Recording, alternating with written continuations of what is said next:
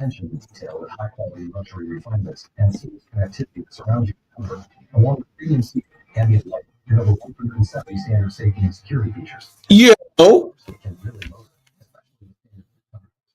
let's see what we got out here, man. Got to show off the Jackie Robinson jump off.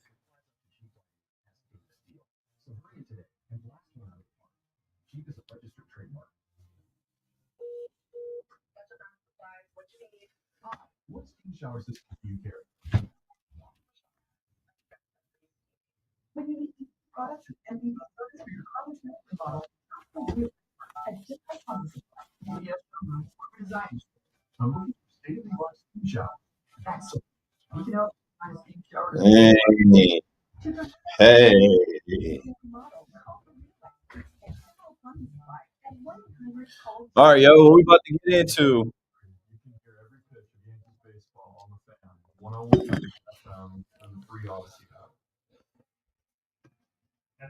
Hello. So tired of Lindor sucking for 3 months. Oh, here you go.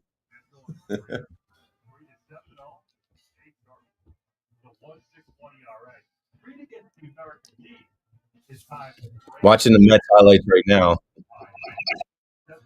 Let's see.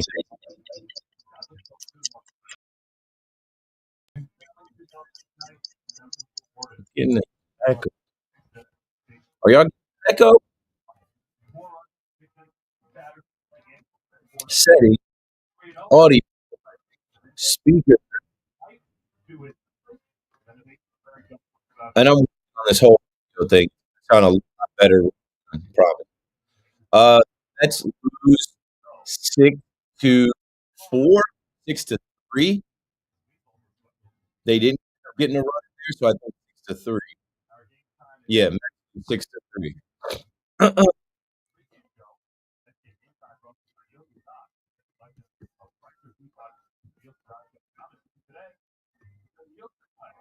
Just put together my Mets thoughts in the form, but to the victor go the spoils. When you win, you get talked about. When you lose, you take a back seat.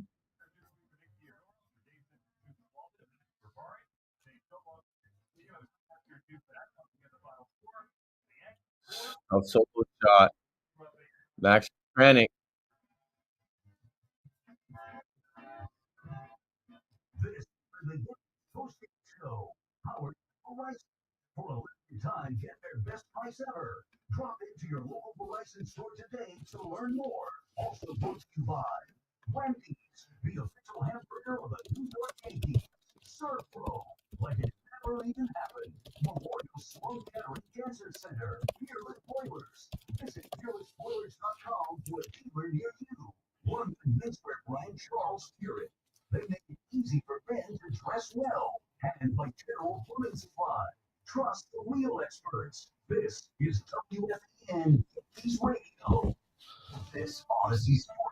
All right, coming up, y'all. Let me properly address everybody in the chat as we hit 400 concurrent views. Yitch Truck, what's up, man? T-Let, another slow April for Francisco Lindor. What up, Pam? Pam always here. Kevin, appreciate you. Appreciate the kind words. Nevertheless, we out here. Here. Yeah, nice tribute to the great Jackie Robinson. Today we all wear 42. Pam, stop. You're too kind. We got to talk Yanks, but this is New York. So if you talk too much Yanks, you're a Met hater. If you talk too much Yanks, you know what I'm saying? I've been dealing with it for 4 seasons now. I try to sprinkle in a little bit of Mets, but lucky me, the Mets fans don't call my show. I've done such a great job trolling them. Most of them don't bother. I get all the calls. Keith, it's a beautiful night when the Yankees and Devils and the Mets lose. I'm gonna let that one rock for a minute, bro. I'm gonna let that one rock for a minute. I'm glad the Devils won. because I wasn't sure they were going to win another game. And this one was a battle. Won it in OT. I'll take it, man. I'm gonna leave that one up here to rock for a minute. You feel me?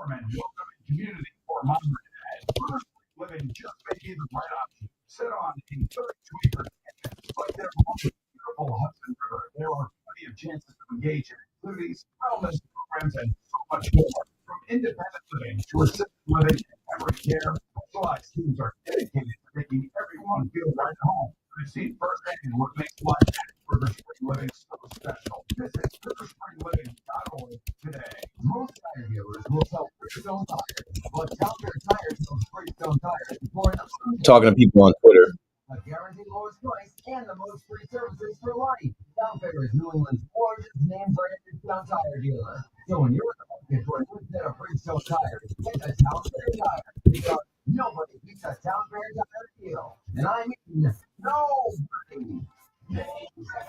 Okay, here we go.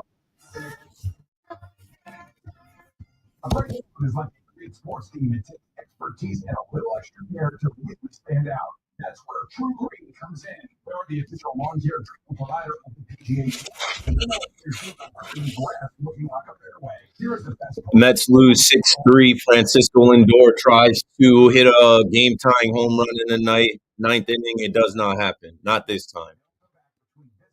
Fear the Fern. What up? Working, yo. Just got to work tonight, Clean couple games in a row. Look like the DS games with D Will getting into a groove a bit here too. Yeah, I'm gonna mention that. Like the Royals aren't absolutely killing it right now. They're actually not doing well um, at all. They're under 500, but we own them. They know we own them. You know what I'm saying? Like they're our pals. The whole American League Central. They're good guys. They're pals. Those guys, they always help the Yankees out. They're not coming to Yankee Stadium and doing anything with us ever. Feel me? Let's see here. Let me pull up the Mets box score and the Yankees box score.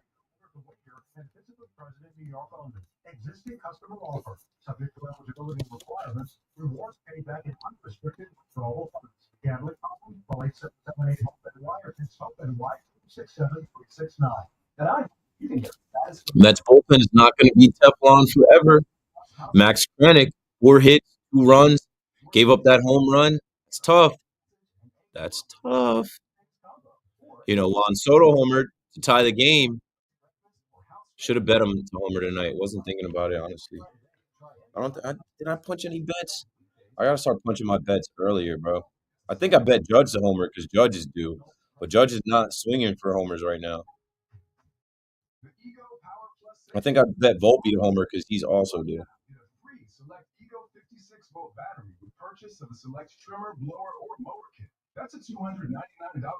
Got it. All right. Show's about to start in a minute if you prefer to listen on the free Odyssey app.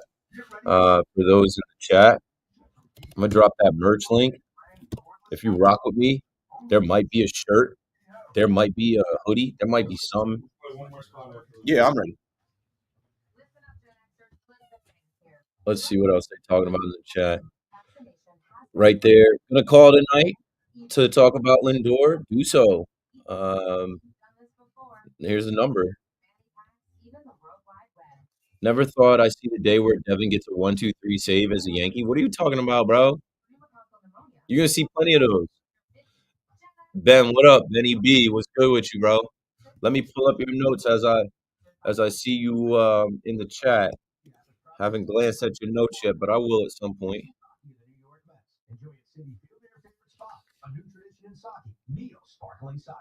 Okay, here we go.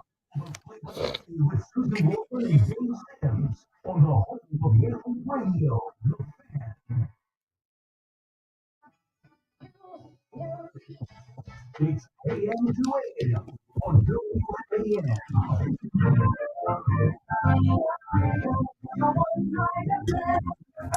yeah, yeah, yeah, yeah, yeah.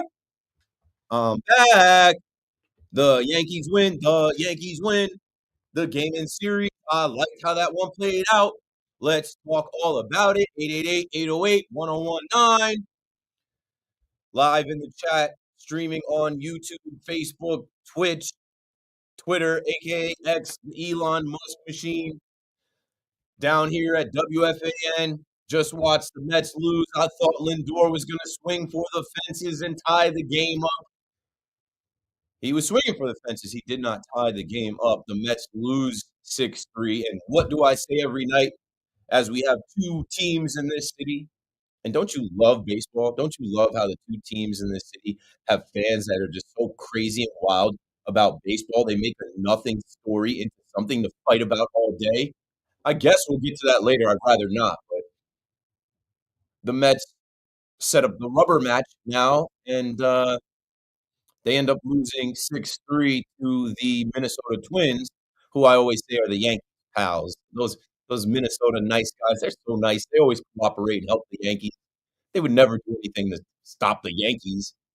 Um, tonight, Pete Alonso picks up where he left off. Paid Pete. He's a different guy now. You know, Pete Alonso is carefree. He hears what's going on in the papers. He hears what chatter is going on amongst fans. He says, I'm about to just mash. I'm about to just hit. This is what I do. Polar bear, shout to him. Juan Soto homer tonight. Good to see Juan Soto back-to-back nights, showing everyone, like I've been saying, he's Juan Soto, bro. He's going to post. He's going to get there. Speaking of the post, yeah, there's a lot that went on. I read, screenshots from the post last night, and my original take was just like, this is nothing, and we'll get to it. But all in all, the Mets are not able to hold a little bit of small ball gets to them, some walk singles, and then some insurance late where Tyler McGill went out there with that shiny ERA, gives up 8 hits, 4 runs, 2 earned. Francisco Lindor definitely kicking himself right now, not for the way that they commended, but could have got him out of that inning. He had an error that was costly, and even though Juan Soto came right back to tie the game, this Mets bullpen is not going to be Teflon forever. They're not going to be able to hold every single night. It's early in the season, but Max Kranick, he got 4 hits, 2 runs, 2 earned, and that would be enough. That would be enough for the Twin Cities tonight in Target Field to bounce back and even up the series with a 6-3 win over the Mets. We'll talk all about it. 888-808-1019. We'll talk about Luis Torrens. I loved his catcher's gear, rocking the 42. It's Jackie Robinson Day. Today, we'll all wear 42 as everybody had 42 on their jerseys and the emblems on their hats. Major League Baseball celebrates Jackie Robinson breaking the color barrier. We'll talk about the polar bear. We'll talk about Juan Soto. We'll talk about Vientos. We'll talk about guys coming back. Francisco Alvarez homered in the minors today. Word on the street is he's not just walking right back into having that job full time. He's going to split some time. Torrens throws guys out. Torrens is hitting, and I've said it, I don't know how many times that Acuna should be in the lineup every day until Jeff McNeil comes back. But yeah, Mets fans call me up. To the victors go the spoils. Oh, we got to talk about the Yankees. We can get that out of the way. The Mets lose. Let's talk about the Yankees. 888-808-1019. Some goofies on Instagram commented on my post from last night's game. I was at the game last night, and it's a Jazz homer, a Trent homer, a Rice homer, a Wells homer, and that's all the Yankees would need, 4 solo shots to win the game. And some goofies commented, yeah, they can only score by hitting home runs. Yeah, they only hit home runs in their ballpark. Well, the difference a day makes. The Yankees do not need to just hit home runs. The guy that hits all the home runs in Major League Baseball, Aaron Judge, is not just swinging for home runs. He's keeping his average up back-to-back nights with 2 singles.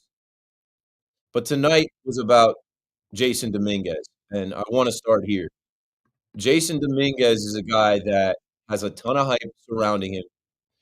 You know, we've been waiting on the Martian to land for years now. If you go back to 2023 in the 82 and 80 season, what did the Yankees do to kinda get the fans to rally around the team late in the season when the season was lost? Break glass in case of emergency, release the Martian, and we got to see him take Justin Verlander deep, and the excitement started to grow about what this guy could become. This kid that we signed out of the Dominican Republic 6 years ago, this kid that looks like a linebacker, running back, switch hitter, note that he was hitting from the right side of the plate. This kid that can run like the wind, but many people told us that he can't play the outfield that well, that, he's not great in left field, and it was really loud watching him in spring training kind of find his footing, but he got reps, and now, spring training started 2 months ago, and earlier today, I saw my guy BK, Brendan Cuddy, put out a video in Yankee Stadium right before 4 p.m., and who's on the field getting extra work in? It's Jason Dominguez. After a night where he had 4 putouts, where he went to his left, he went to his right, he came in on a ball, he got a ball in foul territory, like, he didn't take that night that he had last night and say, "I'm good, man." He went right back to work because it's a daily thing. This kid has been putting in the work. He wants to be great. He wants to be a part of this Yankees team, and he very much is. He wants the fans to love him, and they do already. Embrace the Martian. We're gonna play that song. We're gonna sing that song. We are embracing Jason Dominguez as our homegrown Dominican outfielder in left field at age 22 who comes through and is the big shot of the night tonight.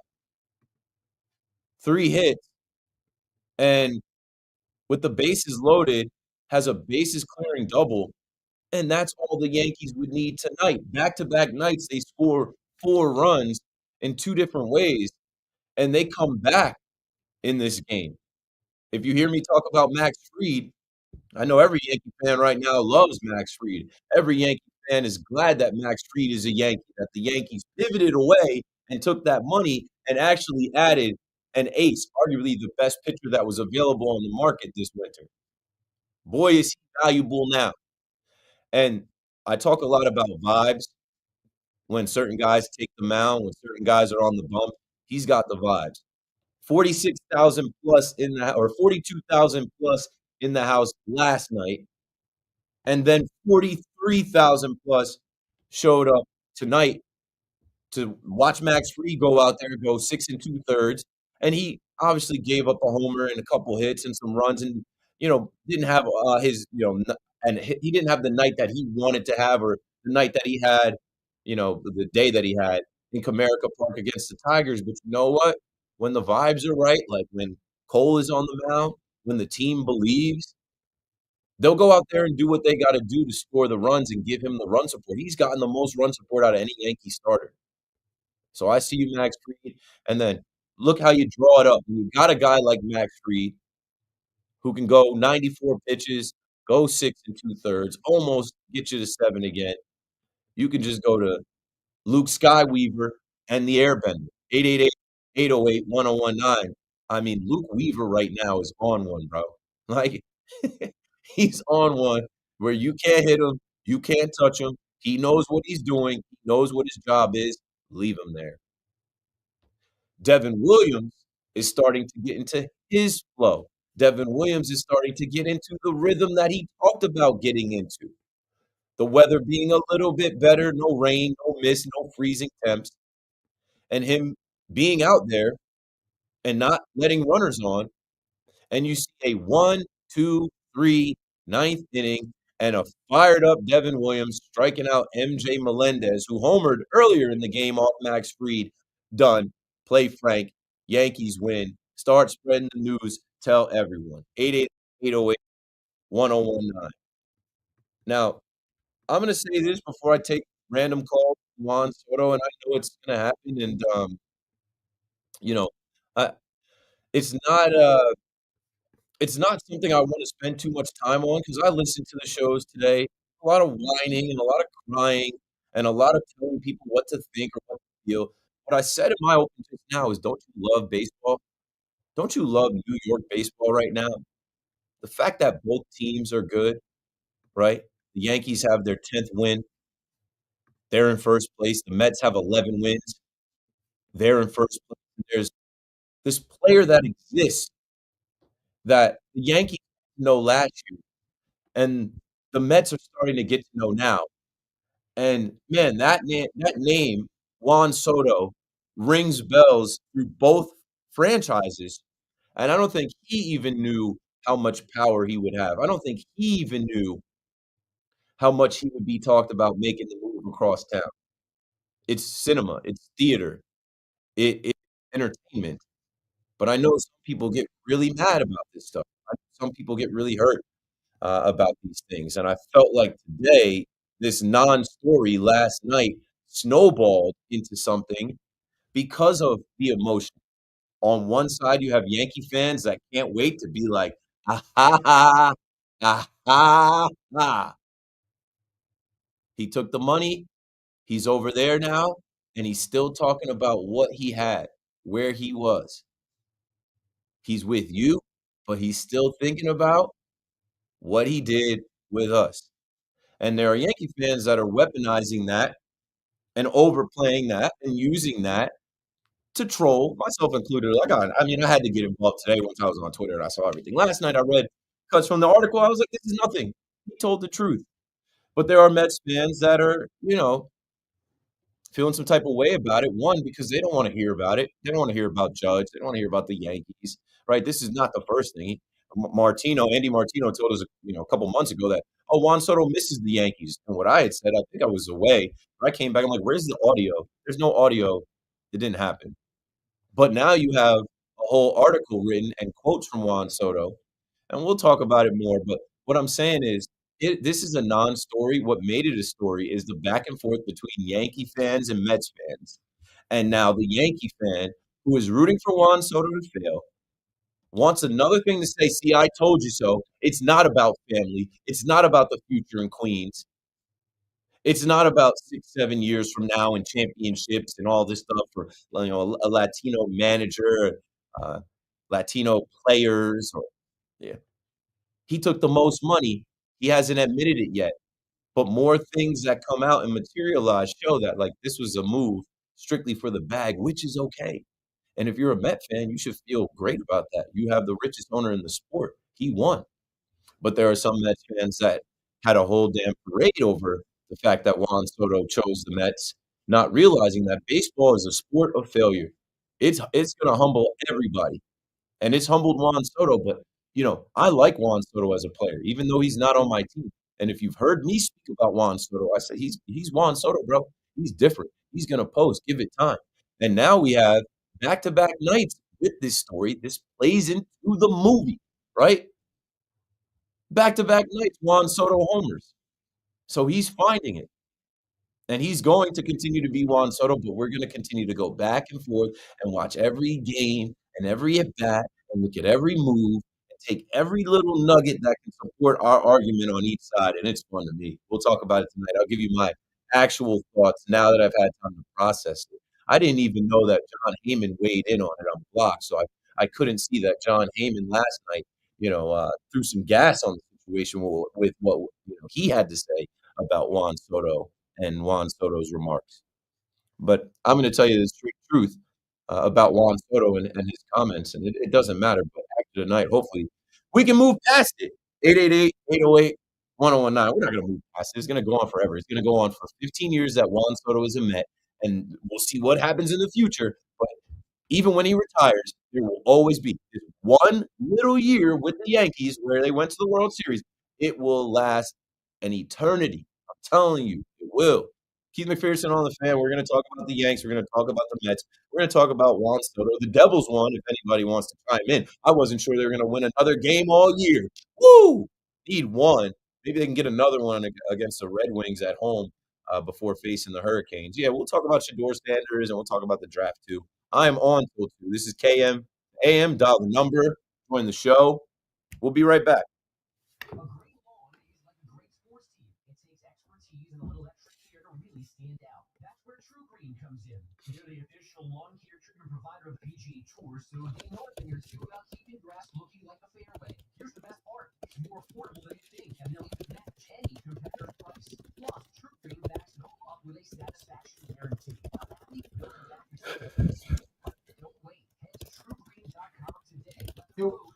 What's up, man?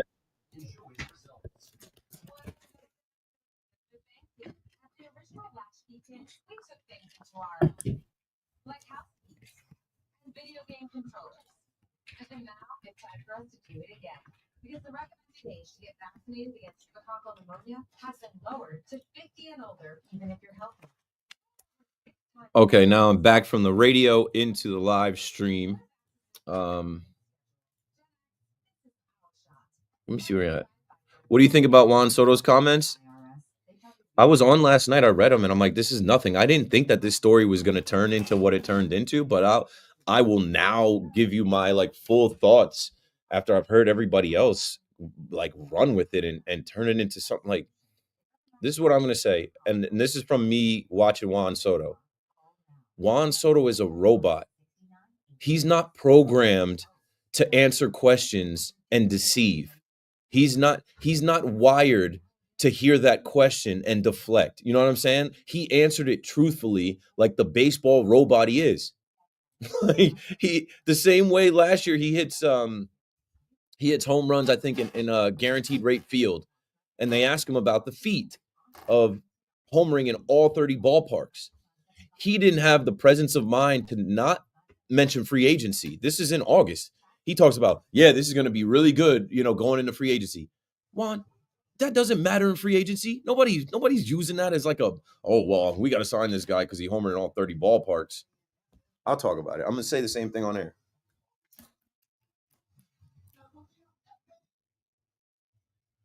Good evening at 11 o'clock. I'm Marco Belletti. The Yankees plating 4 runs in the 6th, highlighted by a 3-run double from Jason Dominguez, part of a 3-hit night, propelled the Bombers over the Royals 4-2. Max Fried continues to shine, 2 runs in 6 2/3 with 7 Ks for his 3rd win.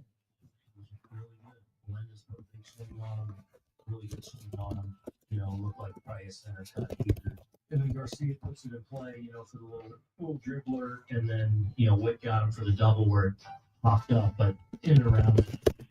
Luke Weaver followed with 4 outs, and Devin Williams a spotless 9 for his 3rd save. Twins cooled off the Mets 6-3. Former Met Harrison Bader 3 hits and an RBI. Tyler McGill gave up 4 runs, just 2 of them earned over 5. Pete Alonso remains red hot, 2 more hits, including his 5th homer. And Juan Soto went deep for a 2nd straight night. Playing game going on now in the 7th, 8th spot. The Warriors roll over the Grizzlies 55-42. Still 5.5 minutes remaining before the first half. Jimmy Butler's got 16. The other game, the Magic overwhelmed the Hawks 120-95, so they are in the 7th seed, a date with the Celtics. Knicks don't get their series with the Pistons start until Saturday, with Karl Anthony Towns chomping at the bit to feel what the Garden's going to be like.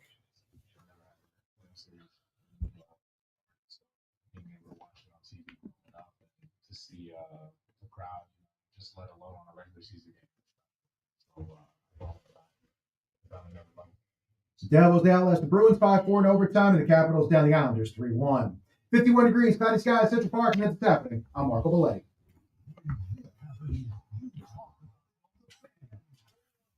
Can't worry about Stanton right now. He's not coming back for a while, I bet. So, they don't love him as an everyday player.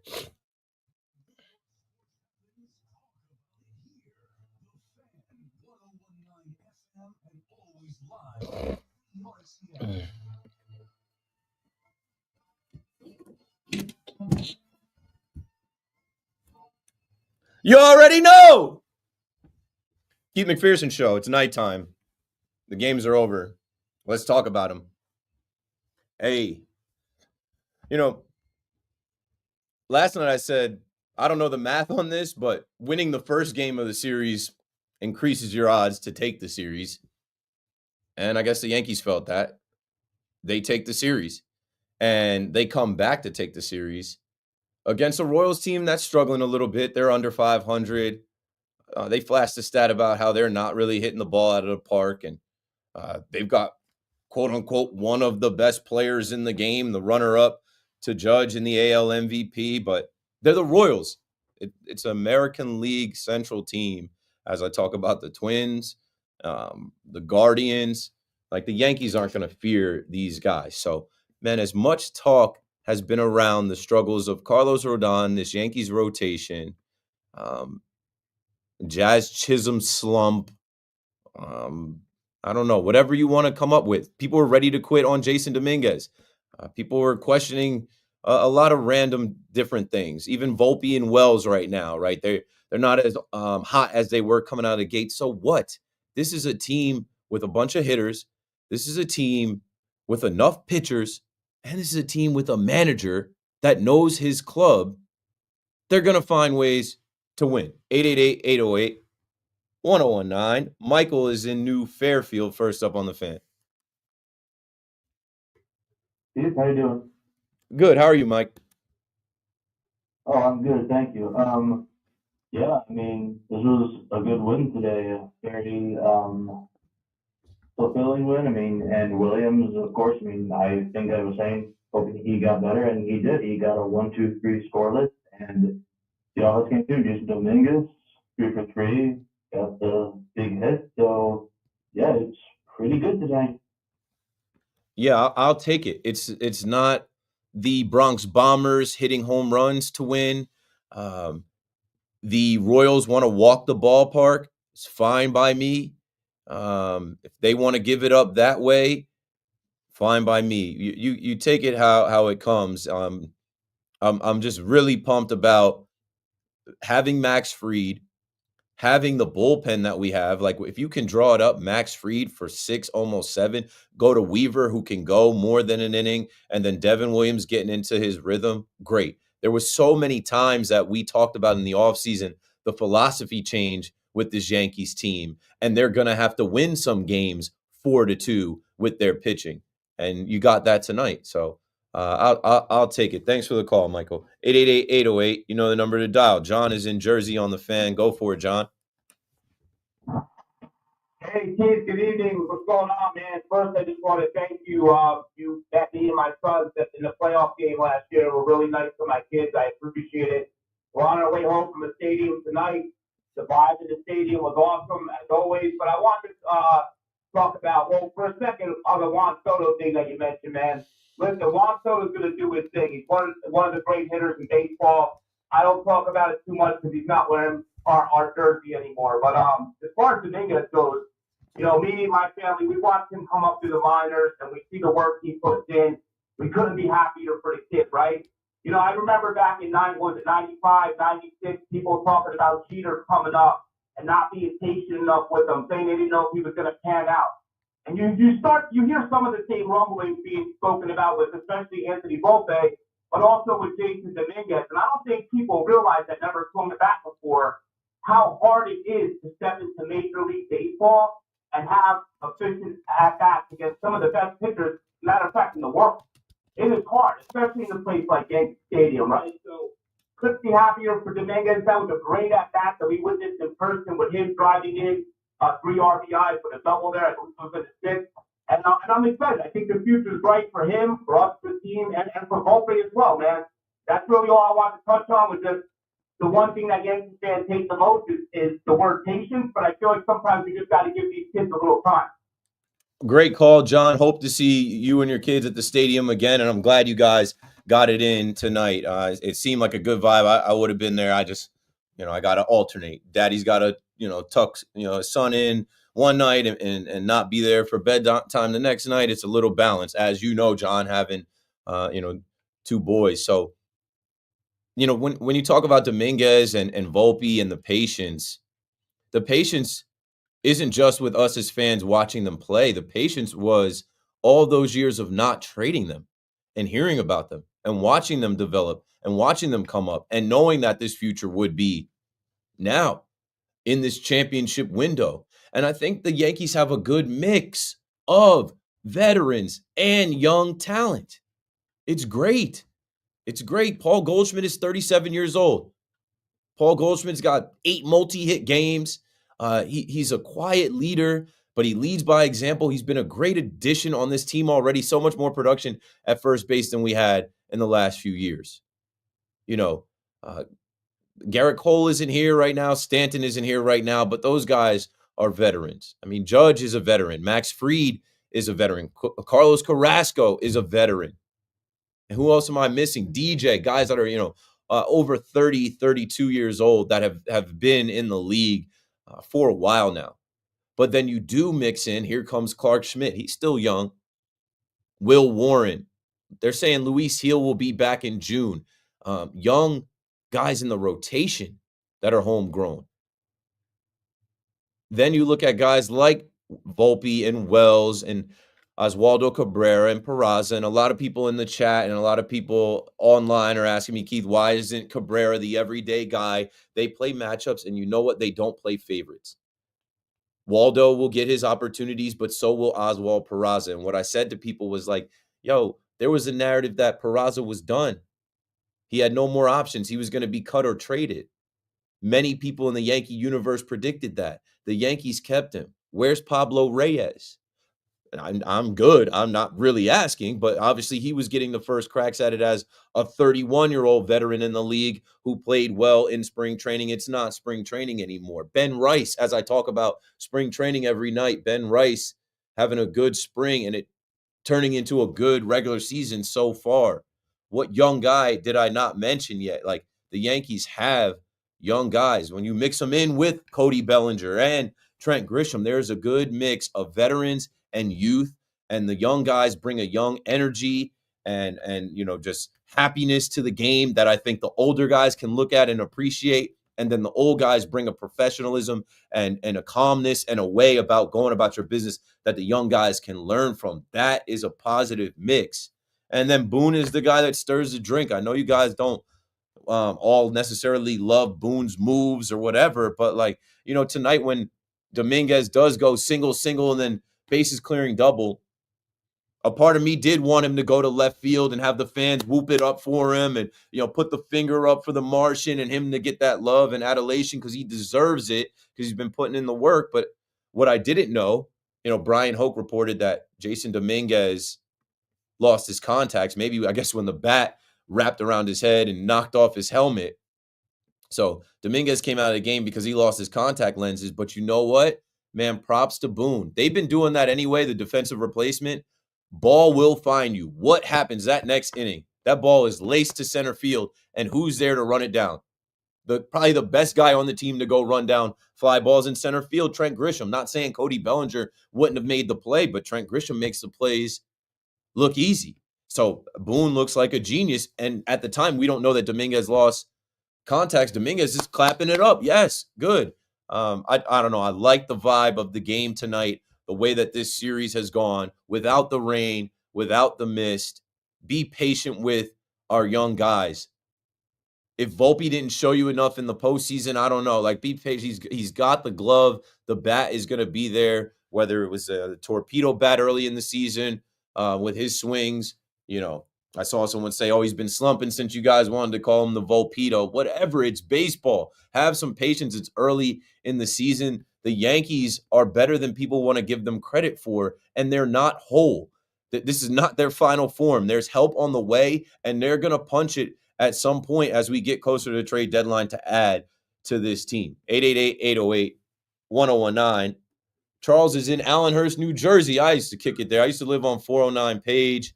I used to go to the Allenhurst Beach Club. What's up, Charles? No way, bro. Allenhurst Beach Club, I'm a member. That's awesome. Yeah, I mean, I'm not there anymore, but when I was, in Ocean Township, I was there, and then Monmouth University, I was there. I mean, before I was a member, I'll get into my point in a second. We used to sneak in there. We get kicked out every once in a while. Good times. Yeah, you're not alone. That was a lot of people. I never was a member, but I was in there. Yeah, man, we were always in there. It was great times when we were younger. But yeah, I mean, I was calling up about the Mets. I know you're talking about the Yankees right now, but I was, watching the game tonight. Francisco Lindor single-handedly lost this game for the Mets, and it's not about, I'm mad at Lindor. I'm frustrated with his performance tonight, and it's not like you can just come to expect these slow starts. he's always had a hard time getting off hitting early in the season, but one thing you never had to worry about was his glove. And I know if you look at some of the analytics or numbers, they'll say that, he's still 95th percentile in defensive run saves or whatever. But we remember earlier in the year against the Marlins making a couple of routine errors at short, tonight costing the Mets 2 runs. But what really pissed me off was that in the seventh inning, and with the way Juan Soto the last couple of games has been picking it up, the way he's been looking a lot more confident at the plate, he came up in the seventh down 5-3, 2 men on base, 2 out. I'm not even asking him for him to hit a home run. I'm not asking for him to get a hit. Just find a way to get on base for Juan Soto any way you can with the way he was swinging the bat right now. He failed in the seventh, and then he had another chance, let alone against a really tough closer in Duran, but comes up in the ninth inning, ahead 3-1 in the count with Soto on deck, a chance to load the bases down 3 runs, and he failed again. All around, just miserable performance tonight for Francisco Lindor. He's the reason they lost. Yeah, that's tough, bro. I mean, no one single-handedly loses, but there's a lot of points in this game where you look at Lindor. That error was tough. McGill, you got to have that to get out of the inning. And then the at-bats. He goes 1 for 5, but the last 2 at-bats are tough. And with everything swirling around Juan Soto and Pete Alonso in the news and in the chatter, I felt like maybe Lindor was pressing to be the hero like he was last year. I felt like maybe Lindor wanted to be the guy, also to make up for the error. You know how that happens a lot. These guys make an error in the field. They're like, I'm going to make up for it at the plate. You can't just necessarily do that. He's the captain of the team. He's the leader of the team. The narrative of him having a slow April is still hanging out there as, he doesn't come through. But he's been accountable. I'll read what he said after. I'll let you get a word in, but I'll read what he said in the post game. Yeah, you brought up something interesting there about, him making the error in the field. And I was thinking about this earlier. His type of personality, the way he conducts himself as a player, being the leader, he's going to be the first guy to want to make up for whatever mistake he made in the field with his bat. That's why I looked at it a little differently. You looked at it in the way that, maybe he's starting slow here, so maybe he was pressing a little bit. I looked at it as this guy is one of those players that lives for the moment. He's going to find a way to come through and make up for it. Forget about the pressing, but I can see both sides of it. But yeah, man, just really tough performance by Lindor tonight, and the slow starts continue. And I just, Yo, check your email for the Lindor audio. He always does. This is what he does every year. He's going to play like an MVP down the stretch at some point. But it's just frustrating because the games in April mean just as much as they do down the stretch in September and getting closer to the playoffs. Yeah, I say the same thing all the time. The math is the math. You need these games. But I don't know if he comes through, maybe they win the game. But I can't single-handedly put it on him. But I understand the frustration. Thanks for the call, Charles. 888-808-1019. I just saw an article earlier today from Disha Thosar, who covers baseball for Fox. And the quote was from Lindor talking about last year, for the first time, I felt like I was always in the moment, and I enjoyed it a lot. That's when you experience true happiness. When you live in the moment, it slows life down. So it's funny you mentioned these moments and him not coming through. Baseball is a humbling sport. You're going to fail. You're not going to always be able to come through. Nick, can you play the audio post-game where I said that I was going to read it, but this is the captain of the team in front of cameras, in front of microphones, in front of the media being accountable after the loss? Francisco, I think it was the day you had the 2 errors where you said it was odd because you saw the ball into the glove, and that's usually something that would indicate you're not making an error there. Was it similar tonight or something different? Today I kind of got my eyes got a little blurry. I don't know if it was the weather, but it's unacceptable. What's happening right now is unacceptable. You got to be better, and it's not to the standard that the Mets have, and definitely not to the standard that I have of myself. There's been 2 games already that cost the team, so gotta get better for sure. Yeah, he's been accountable. When you go back to that, I guess that Marlins game, which I gave him, I don't know. I give these guys credit. I give them leeway. He was coming back from paternity leave. It was short, the birth of his son. I know a lot of you that don't have kids don't care about that, but like it was a lot. His wife gave him permission to come back. And he's someone that talks about playing every day. So I kind of gave him a break then because I'm like, he missed a day and he wants to play every day. He doesn't want a day off. But like this can't become a habit. This is a Gold Glove MVP caliber shortstop that knows he has to make those plays and knows as the leadoff hitter getting the most ABs, he's got to come through. I think that he bought enough credibility, leeway, respect with his performance last year. But last year is over. I understand the disappointment. I understand the frustration in Francisco Lindor on a night like tonight. You wanted to win tonight. You wanted to win the series tonight, especially with Pete Alonso homering and Juan Soto homering to tie the game. He kind of answered, right? When Lindor made that error, Juan Soto comes right back to be like, nope, new game, tie game. No big deal. But he'll show up tomorrow. Carlos is in Queens. Carlos, you're on the fan. What's up, man? Hey, what's happening, my guy? How you doing, Keith?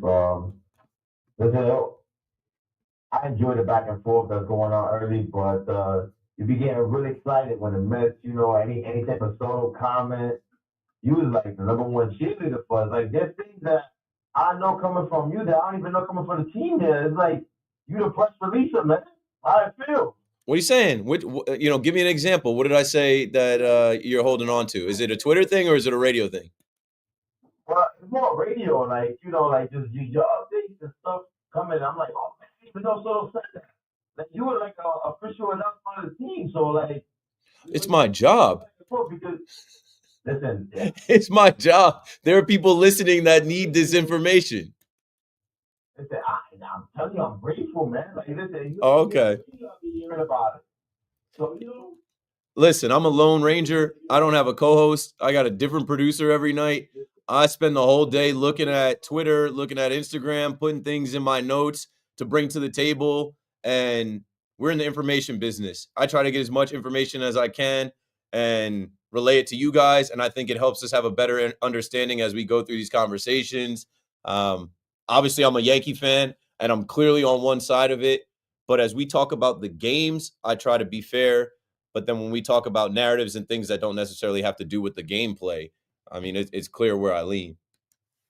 No, definitely. But, it's appreciative, so you definitely keep me in the loop more than I even would like to know. So, yeah, that's the point. I mean, if you're listening to WFAN, and thanks for the call, Carlos, I remember reading something about myself, and I always read the comments. I don't care. They're entertaining. I'm so blessed that there are like random people that know who I am and write like nasty comments and like mad comments about me because like it's part of it. But I remember reading something where someone was like, this guy doesn't know anything. I hate listening to the radio when I know more than the host. I'm like, I never thought about it like that. Like, one, I don't know everything. I'm never going to know everything. I wasn't born forever ago. So there are things in the past that I just don't know. I didn't live and I didn't go to school and take a class on like, 1970s, 80s baseball. I'm not going to know everything. I have a computer. I have internet access. I'm going to do my best to Google and chat GPT and look things up. But like I just said, every night that I'm in here, I'm a lone ranger. I'm solo. And shout out to WFAN who gives me the runway to do pretty much whatever I want to on air. I try my best to be prepared. I barely sleep at night.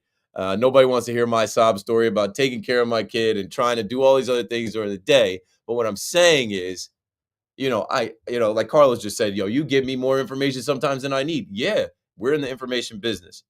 Like, you need all the information. You need context.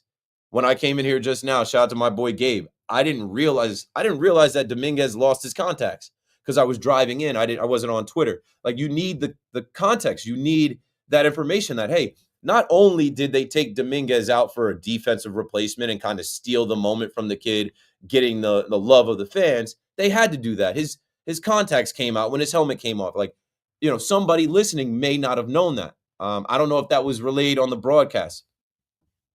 It is important to have as much information as possible. That is a part of being prepared to do a show. That is a part of being able to talk around all of these things. So I also encourage you, if I say something wrong, if I misspeak, like if somebody hit me up, I couldn't figure the phrase of, make a mountain out of a molehill when I was on, I think, Saturday. I don't talk like that. I don't talk in phrases like that. But damn, that got used today during BT and Sal's show like 8 different times. If I say something incorrect, dial 888-808-1019 and correct me. I won't be offended. If I am missing a piece of information in the conversation that you hold, please call in and give us all that information. I am not the smartest guy at the radio station. I'm not the smartest guy that is listening right now. I'm just blessed to be the nighttime host and host my show. So let's take another call. The Mets lose 6-3. If you want to be mad at Francisco Lindor for the night, you can be mad, but you need that guy. You needed that guy. I think that guy's a guy that you kind of say, hey, we should have been able to score more than a Pete Alonso solo shot, a Juan Soto solo shot, and a Jesse Winker sac fly. You know what I'm saying? Like, I can't put it all in Lindor, but it is disappointing to see a guy who finished second in MVP voting struggling in April again, and it's not just at the plate, it's also in the field. And for the Yankees, I just think you got to look at Jason Dominguez as a young kid he is prepared to play in New York. He is putting in the work. He hasn't shied away. I was almost sure when we saw him down in Tampa struggling that in this first month of the season, he would make a mistake in left field where the fans would let him have it. Quite the opposite. Tonight was his night. Embrace the Martian. Embrace the Martian. I come in peace, but I need you rocking with me. Please embrace the Martian. And this is how it sounds. Tom is in Comac on the Fan. You got it, Tom. Hey Keith, how you doing, man? As a Yankee fan myself, I just thought, the arrogance of the Mets fans, it's crazy. Usually, people, folks in sports, the athletes, you win, and you show the arrogance. Michael, Kobe, some people say they have, but I just wanted to kind of touch base on the body language, and I'm no body language expert, and I know, Soto people will produce, he'll do his thing just like he did yesterday and today, and I'll switch between the two games, the Yankees and the Mets when I'm with my kids. But the body language, the Soto, the shuffle, I didn't see any of that the last two games that I flipped on here and there, and the pristine about the uniform, about being a Yankee and a Met. If the guy goes from being a Yankee to a Met, you go to a road game like Minnesota. If he was in a Yankee uniform and he's in Minnesota, I don't think you would have seen that many empty seats. It was astonishing to me. And that, you're on the Mets, they're on the road, they're in Minnesota. The amount of empty seats that are out there, man, I got to tell you, that's kind of debilitating a little bit too. To be a $700+ million guy and to go there and go, man, what the heck? This place is empty. This is not a sellout crowd, And that's going to kind of be, I would think, the case. Every single road game, they're not going to be selling out like that, And Yankees, we sell out, we sell out big time. And again, he'll produce, he'll do his thing, but his demeanor, his body language has not been there, in my opinion. It's just something's off. He doesn't seem happy. He doesn't enjoy it. And then today, I work the night shift and I turn on my phone before I hit the road and I see the comments about, hey, yes, when I was on the Yankees, I was behind the best hitter. There's always a little bit of jabs about, hey, I miss being a Yankee, and I think it's hilarious. But and he's gonna produce, he's gonna do his thing. But but lo and behold, he might have some doubts of, man, maybe I should have taken that 20, 30, $40 million less and been there as opposed to here is what I'm thinking. And not to throw all of this at you. I just had one more thing about the draft coming up. I'm a Jet fan, I'm a lonely Jet fan here, but I'm just so curious over the course of the years, last 5, 10 years, whatever it may be, we don't talk about the Bills enough with draft stuff. I was always wondering about that. I know they're upstate, almost sounds like a different state that they're in and everything, but they're around and they make the noise. Josh Allen's their star, and we never talk about them progressing through the draft or making moves or anything. Because I mean, we do in regards to the Giants, right? Because the Giants took 2 guys out of the Bills franchise in Shane and Dable, and they got a ton of credit coming in for how that Bills team was built through the draft and finding a guy like Josh Allen. But I mean, this is New York City. You're far ways away from the radio stations in Buffalo where they're going to be talking about the Bills. Thanks for the call, Tom. What I'll say is, like, you sound like a lot of Yankee fans. You are reading a lot into these first 17 games. And I don't know if you're watching these Mets games. I don't know if you're watching Juan Soto, but like reading into the body language or lack thereof, that might be a reach. Um, People are reaching with what Juan Soto said.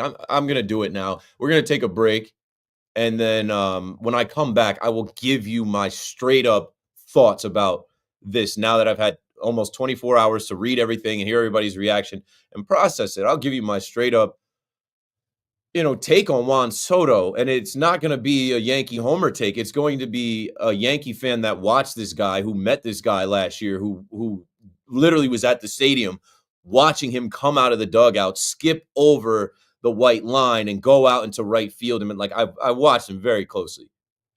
He could have been a forever Yankee. He chose not to be. These are life decisions, and in any life decision, the immediate you might feel some type of way, but I think he's fine. I'll say this about Juan Soto. He's already got his World Series ring. He's a champion. He's got the richest contract in all of baseball. He's 26 years old.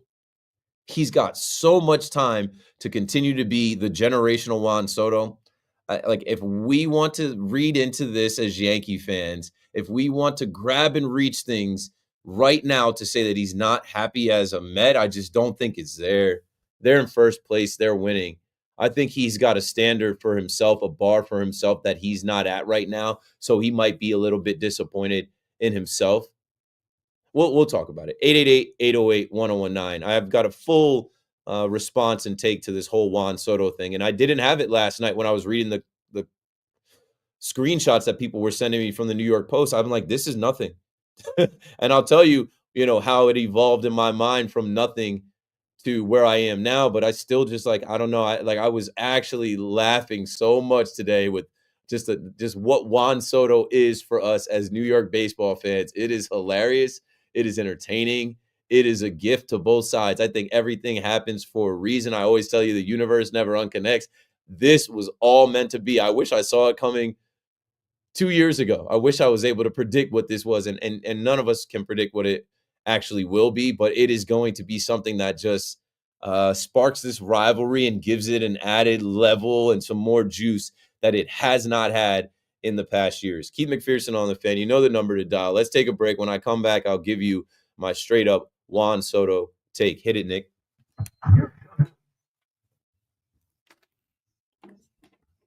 All right, I got to catch up with this chat. Appreciate it on the fit. Let me see where we are. I remember we were talking about Cabrera, and what I just said on air, they're going to give Peraza time. Love the shirt. Mad respect for the best player to ever play the game. He endured a lot. He was not the best player to ever play the game. All respect and love to Jackie Robinson, but we cannot say he was the best player to ever play the game. He endured a lot. And so with the level of hate and racism to go out there and perform, maybe you can say that with all he had to go through, he was the greatest player that had to endure it. But he wasn't. I don't know. He's not the greatest player. Devin Williams is proud to wear number 42. You know something I thought? I'm like, yo, we actually got a lot of brothers on this team. Devin Williams, Jazz Chisholm, Trent Grisham, Marcus Stroman. Judge is black, even though we don't know his biological parents. We ain't seen his black mom or dad. Judge is black in there somewhere. And who else did I forget? That's 5 brothers on the Yankees. For a while, it was just Aaron Hicks and Judge. Oh, Stanton, 6. He's not here, but Stanton's mom is black. So, yeah, we do have some brothers on the team. Hey, Keith, good win. Dominguez needs to play to improve. That's 100% correct. Shout out to the Yankees for not giving up on him and saying, no, we're going to stick with him right there, and he's come through. Devin had one decent game, definitely not dominant. Who did I say he was dominant? Soto making you money, boring show, gives you something to talk about. Soto said he had higher offers, but that doesn't sell. Yeah, you're a clown, bro. I'm on radio in New York City every night. I can talk baseball, I can talk football, I can talk basketball, I can talk hockey, I'll talk golf, I'll talk WNBA. Like Juan Soto is not giving me something to talk about, but it is grand.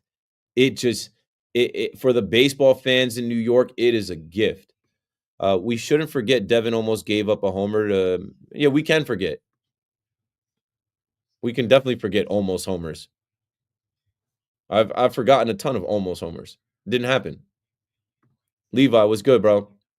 You're Hector. Good to see you, bro. Keith and John Heyman should make out with each other and call it peace. Gay. Evan called you out on Afternoon Drive for being a drama queen Yankee fan. I didn't hear it. I don't think he did all that you say. I didn't catch that. Mets were on a roll. Hector said, Pamela, they lost tonight. Soto doesn't understand the magnitude of his circumstances from Yankees to Mets. It's adjustment. Correct.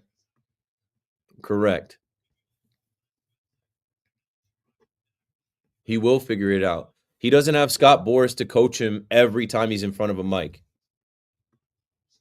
KM to AM. Love Keith's show. I listened to it on my way home from work. Keith needs to get on during the day more. Appreciate it, but I have grown to become perfectly fine with who I am and where I am. My time slot does not dictate anything. My time slot doesn't represent my rank. My time slot doesn't represent what I make. My time slot is my time slot. And again, what I'm saying is I'm on the radio in New York City, bro. All right, we're going back. I got to get out there again, bro. I saw you out there back-to-back nights. Good win.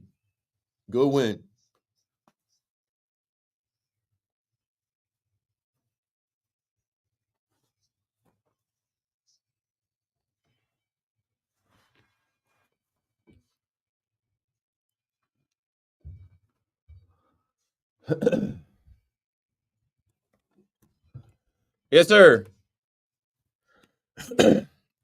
Right back at it on the Fan in New York. Your nighttime host, Keith McPherson, taking your calls, talking about the Yankees win. The Yankees win. The Mets lose, but, we'll talk all around Tyler McGill, Max Kranick, Danny Young. If you're mad at Francisco Lindor, I hope that you're able to get over it and live to fight the next day and take the series where he could be the hero. Juan Soto homered today.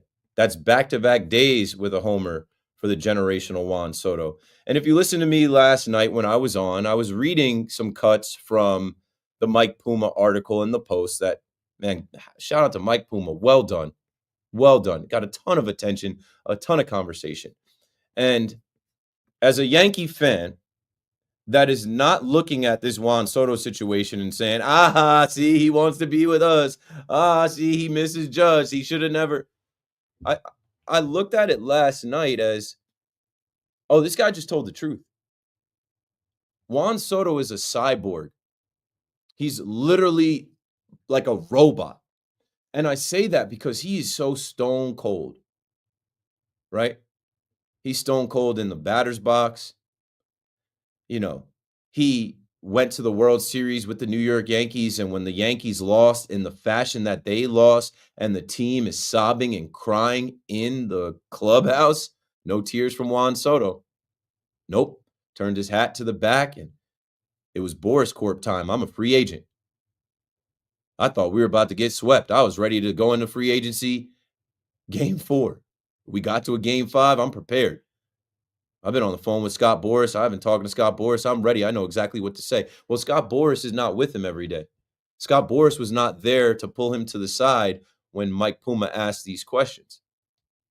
And when I say that this guy is a robot, I remember him being programmed to say something like I tried to take up for him last year with when he homered in guaranteed low rate field on the south side of Chicago, and I think that was him marking all 30 ballparks in Major League Baseball that he had homered in. When asked about it in the postgame, no one asked him about free agency, but he spoke on free agency saying, yes, this is going to be really good for me going into free agency that I homered in all 30 ballparks. I'm like, whoa, what are you talking about free agency for, bro? It's August. We got regular season and a whole postseason. Nobody's asking you about free agency and this being a chip for you. And you know what's funny? As he did get to free agency, it never came up that he homered in all 30 ballparks. They talked about all these other things. Nobody said, well, the Red Sox really love the fact that he's hit one out in every. It wasn't a thing. But Juan Soto was so programmed, beep, boop, beep, boop, beep, on his mission to homer in all 30 ballparks. He gave that response without us needing it. It was truth. It was honesty. And you know what? Yankee fans felt some type of way about that. Hey, what do you mean? Why are you thinking about free agency? No. And I said, like, he's got his goals and he's got his priorities. He's about himself. So he just kind of said that without thinking. 888-808-1019. Now, this guy is like artificial intelligence. You write something in the chat GPT, it's giving you the straight up answer. You ask Juan Soto about the difference between last year and this year, he is telling you that they are pitching him differently. That last year they had to attack him differently. They were throwing more strikes in the zone.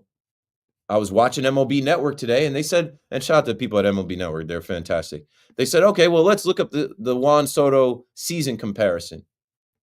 In 2024, with the Yankees, he got 42.3% of pitches in the zone with 2 strikes. And in 2025, 33.3. You still have that drop. So with 3 balls in the zone, the percentage last year was 53.3. It has dropped down now to 28.0.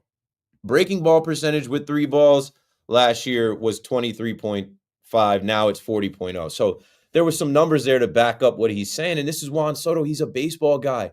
He's talking to Mike Puma, and he's like, yeah, you don't know this? Like, he spoke very matter-of-factly.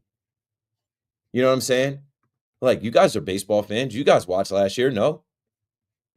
And for the amount of people dragging Pete Alonso into this, it's not a slight at Pete Alonso. Pete Alonso's been amazing. And he went and asked for them to bring back Pete Alonso because he knew he needed the protection. Juan Soto is the highest paid athlete in all sports, but he's not a fool. He can say that Judge is the greatest hitter in the game and not say that he is, because that would be a lie, and he's not programmed to lie. He's Chat GPT. He's a cyborg robot telling you the truth. But you want to make it about him slighting Pete Alonso and him missing Aaron Judge and him wanting to be a Yankee and him making a mistake with his decision. No, he didn't make a mistake. He didn't make a mistake. He went exactly where he was supposed to go. I think the Yankees would tell you, if you ask Cashman or any of them now, they're probably like, well, yeah, clearly we didn't need Juan Soto. We needed to go get Max Fried. We needed to go get Paul Goldschmidt. We needed to go get Devin Williams, Cody Bellinger, Fernando Cruz. You know what I'm saying? Like, everything happens how it's supposed to happen. So my take with Juan Soto is he's going to learn from this. You know how when Judge answers questions, he's always got that, hey, Aaron, what do you feel about let me see how they asked him today. Right. They asked him today about, the Juan Soto stuff.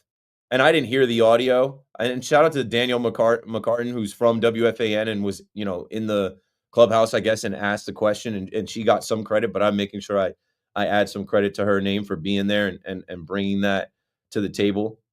But Judge kind of always pauses, and he does like a sucking of his teeth, like before he answers. And I think that's him giving the politically correct answer.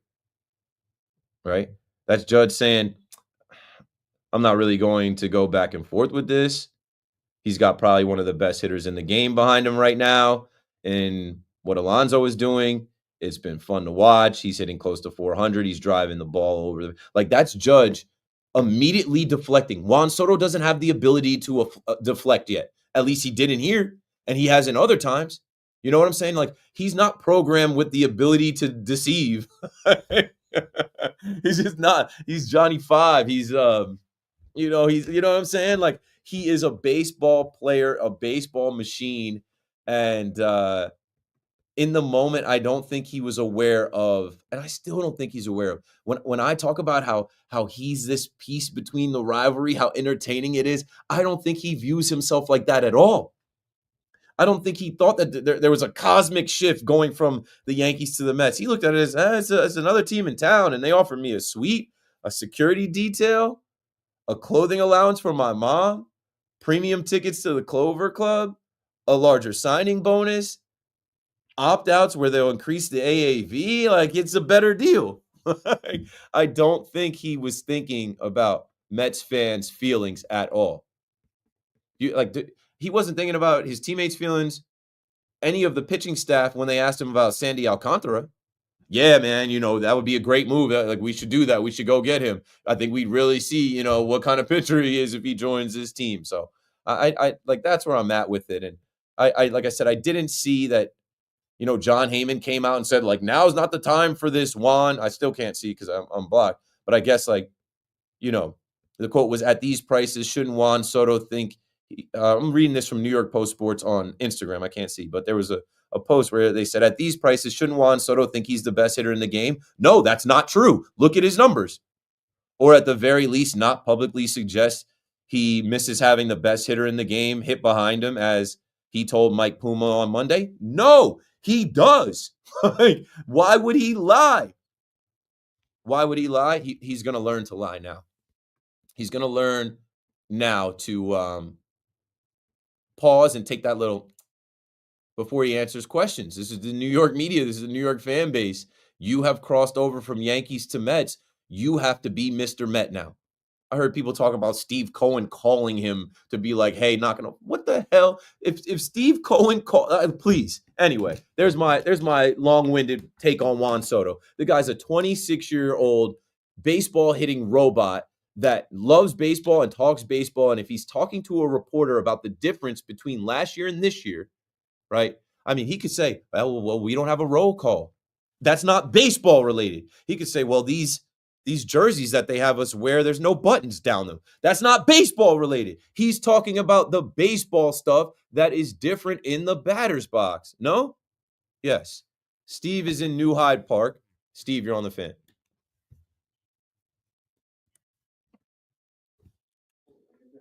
What he did for us. I'm a diehard Yankee fan. I appreciate what he did last year for us. And it's obvious he does this playing with Aaron Judge. And, like I said, you go from probably the best baseball player in New York. Now he's playing in Queens. Now he's the man. I think the pressure's coming to him. He signed a big contract. He chose to leave the Yankees to play for the Mets.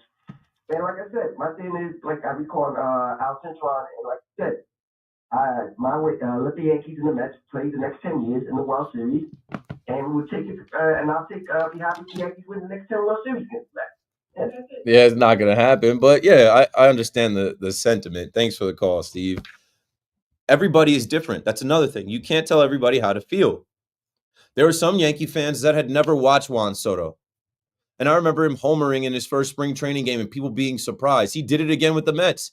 Even as Juan Soto showed us his greatness, there were Yankee fans like, oh, wow, they got to sign this guy. They got to give him a blank check. My whole phrase last year was, it's Juan Soto, bro.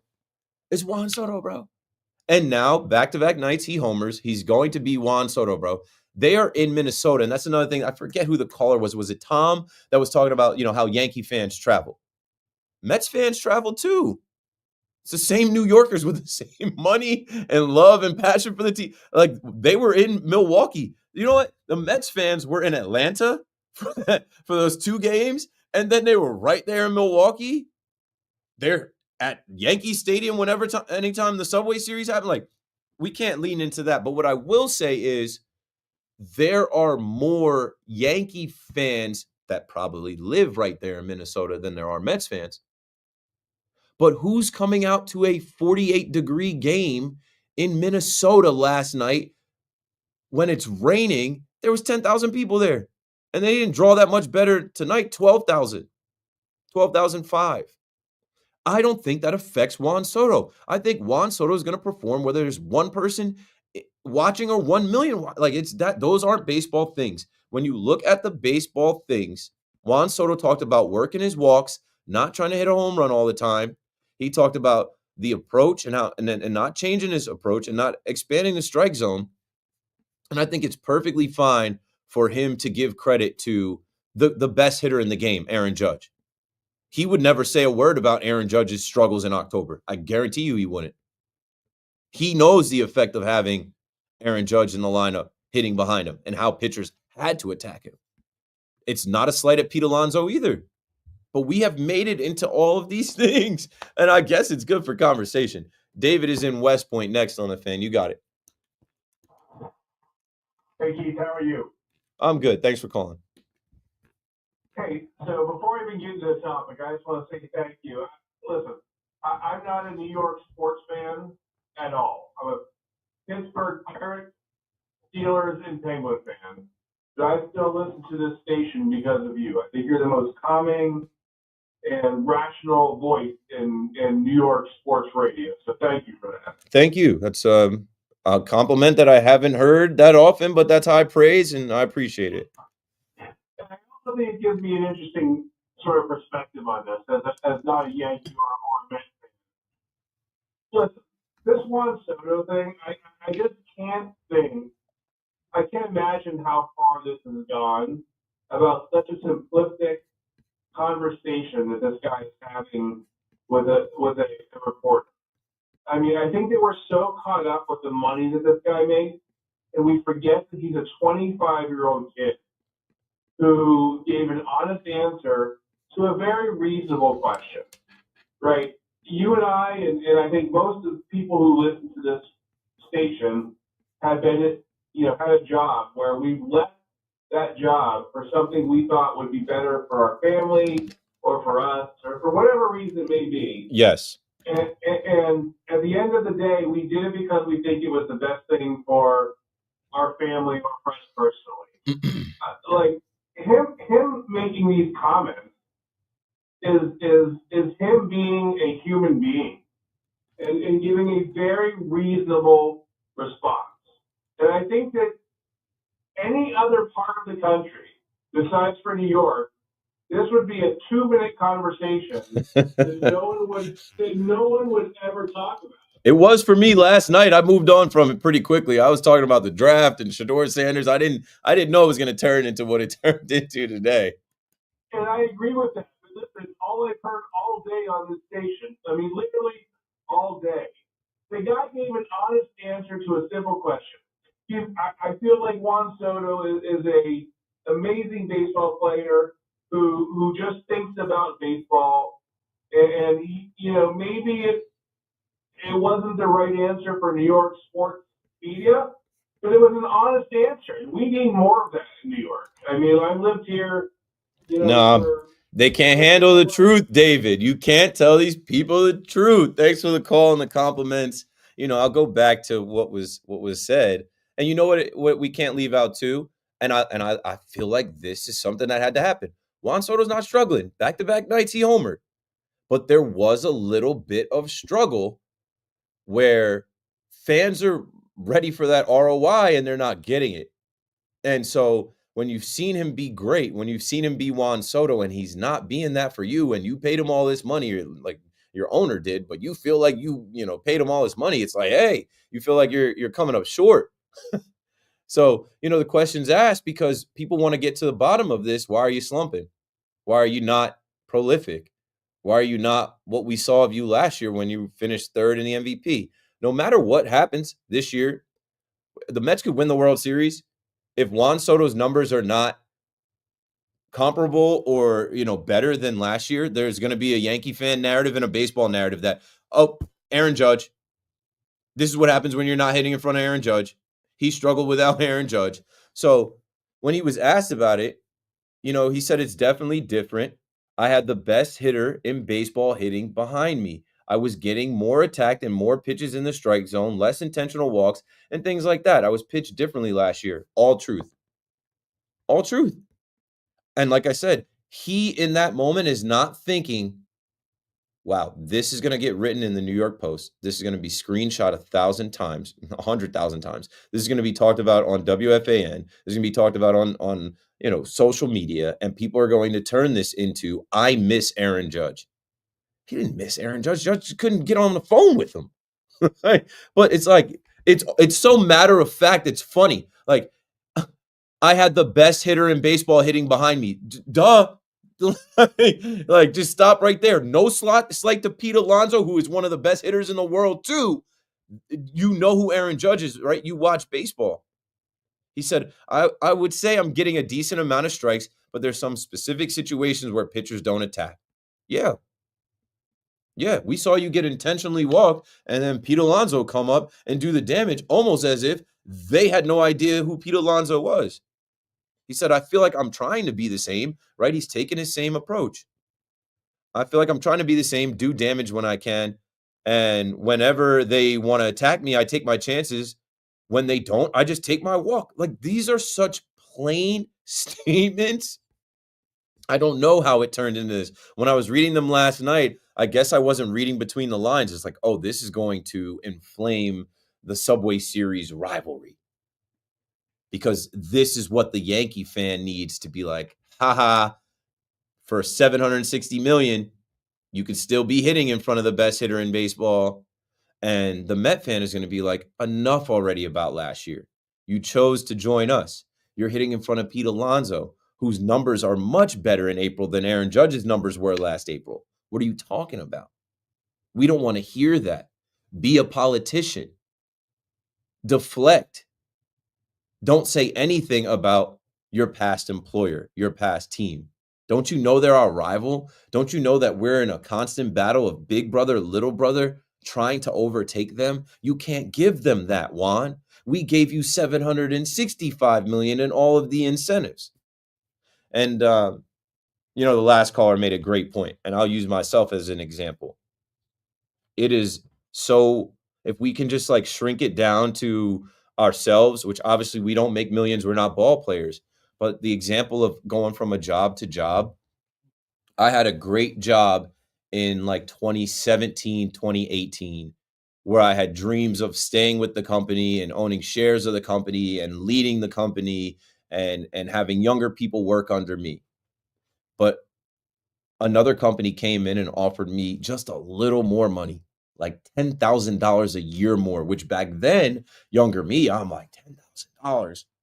And to work in this more glamorous, what seemed higher profile place around celebrities and higher profile people, I left the good job at the startup, at the place that I probably could still be at today, because I felt like I had to go on to greener pastures and see what was behind that door. And I got the, higher salary. I got the higher profile position and job, and I hated it. I'm telling you, I would run out of there to the train. I'm telling you, when my family members checked on it, hey, how's your new job? Like, I couldn't even with a straight face tell them that. Like, the culture was so different from where I was. I'm panicking now because I can't go back to that place, and I got to adjust at this place. But see, I didn't sign a 15-year contract, and I'm not a baseball player. And I ended up quitting that job in 3 months. And honestly, that's what set me on the course that led me here. But like, I can relate to like, hey, going to a different place. And right now, Juan Soto is in his first month. We are 17 games into the season. He will be here for 15 years. Juan Soto is a young man, just a little bit younger than I was when I made that career change. He's settling into his new team, his new franchise, a new lineup, pitchers pitching him differently. And you know what now, Juan Soto? You are the man. There is no Aaron Judge next to you to be the guy.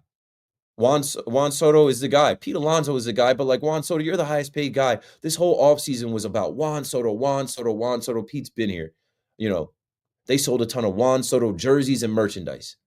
you got to adjust to now, like, you're the guy. You got to come through all the time. And baseball's tough. You can't come through all the time, but he will. Back-to-back nights with a homer. And I just think that he just will learn from this situation to be more political in your response, be more measured and calculated in your response. Don't tell the truth, Juan. The people can't handle it. 888-808-1019. When we come back, I'll do the big shot of the night, and I'll say good morning on the other side as we turn the page to April 16th. Keith McPherson on the Fan. Don't go anywhere. We're coming right back.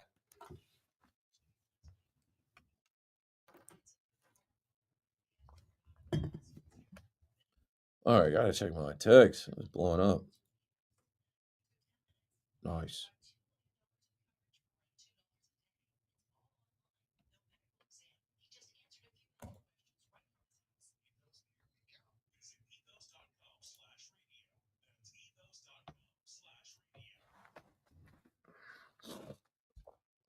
Embrace the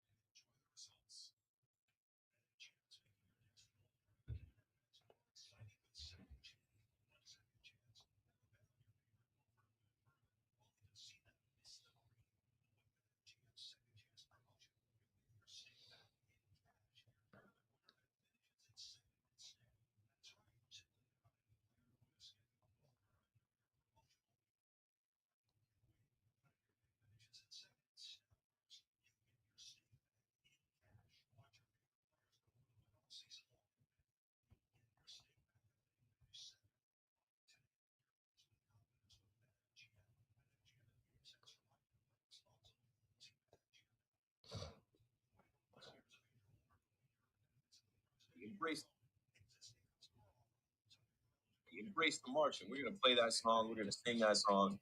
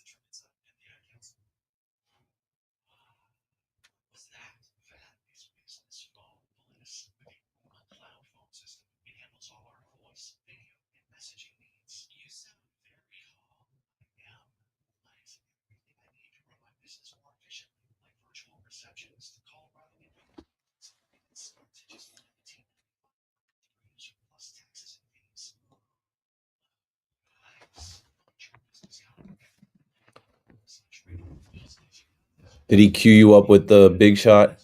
Appreciate you guys. Always got to check, you know.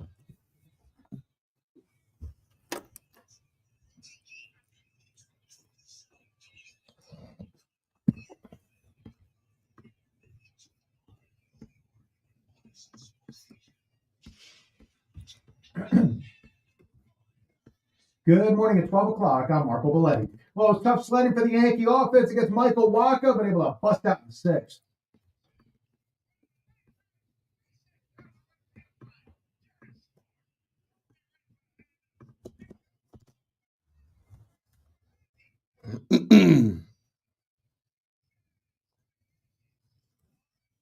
Three-run double for Jason Dominguez, part of a 3-for-3 night as the Yankees bounced the Royals 4-2. Dave Sims, the call right here on the Fan. Max Fried struck out 7 over 6 2/3, and the bullpen shut the door, including a perfect 9 from Devin Williams for his third save. You have Mets trying to mount a comeback with Francisco Lindor representing the tying run in the ninth.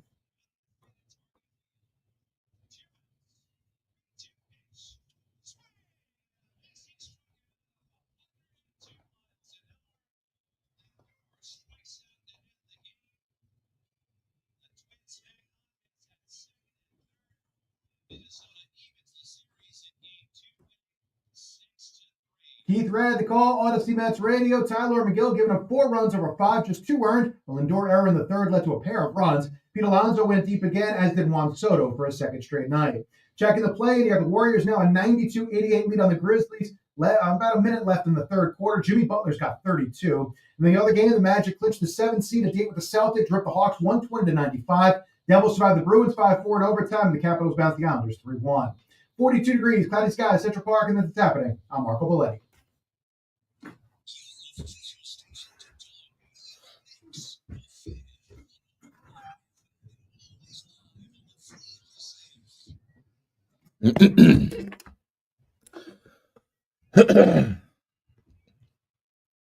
All right, here we go.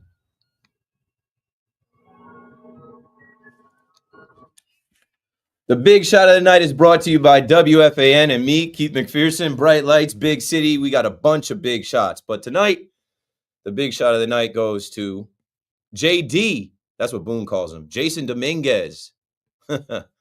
Embrace the Martian. Jason Dominguez goes out there tonight and has a night after, 2 nights ago, he flashed the glove. 2 nights ago, he had everybody talking about his defense. And so Brendan Cuddy put out a video of him around 4 p.m. in the stadium working on that defense again. And I just appreciate a young guy that has put in the work, has blocked out the noise, and even the Yankees who decided he's going to play left field. We're not going to move him. He's going to learn how to play left field. He's got the athleticism. He's got the work ethic. It's going to work out. It's going to be fine. We're not going to bench this guy. We're going to let him keep swinging and figuring it out. And he has, man. He goes 3 for 3, single, and then a bases clearing double. And, he brings the Yankees back tonight, and then he loses his contacts and comes out of the game. And it seems like a smart move from Aaron Boone before we know about the contacts, because a ball gets smoked to center field and Trent Grisham is there to run it down. And on a night where Max Fried didn't have his A+ stuff, he had enough to go 6 2/3. They hand it over to Weavy Wonder and D-Train, and the Yankees win the game and series. And your Casamigos big shot of the night is Jason Dominguez. Embrace the Martian. 888-808-1019. E. Frank in Astoria. Good morning. Good morning. Yes, good morning, Keith. I like what you were talking about here with Juan Soto, but I would just like to put a little bit of input here right now. For me, since this is a Holy Week for myself, this is Good Tuesday, and I would just like to praise the record of former Yankee manager Joe Girardi. He was a beautiful man, because when I look at certain of the replays of his rantings and going on the mound, challenging umpires on balls and strikes, I wonder what Aaron Boone is thinking that he has lasted this long. Because I wanted to ask you something, Keith. The pitching staff this year looks very good. And I'm wondering if you think that they have more potential this year with the new pitchers. I don't know how many, it's 2 of them. I think, is it the same thing as last season, or is the adjustments that Aaron Boone is doing this season going to make the combination for the whole team work? Because I don't understand what Aaron Boone is doing with the pitching this year too well. Okay, E. Frank. A few things. Without Garrett Cole, it sucks. Period. Stop. I wish Garrett Cole was here. I wish Garrett Cole was come on. But they always seem to figure it out, right? They always seem to find guys, and they're leaning on depth. And there's a few new guys that are in this rotation, right? Marcus Stroman is not available right now, and I think that's for the best. Here comes Clark Schmidt, who was in the rotation last year. Carlos Carrasco, I had nowhere on my radar for this year, but C is for Cookie. That's good enough for me. He's been good enough for me. TW, the will to Warren. Will Warren has willed himself through some games, and you can make an argument that the Yankees should have won every game that he's pitched.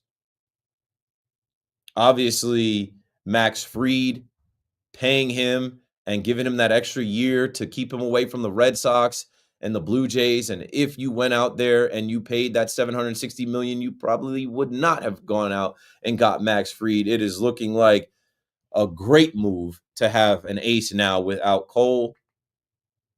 Obviously, there are still a ton of question marks around Carlos Rodon, but I'm not giving up on him because we can't.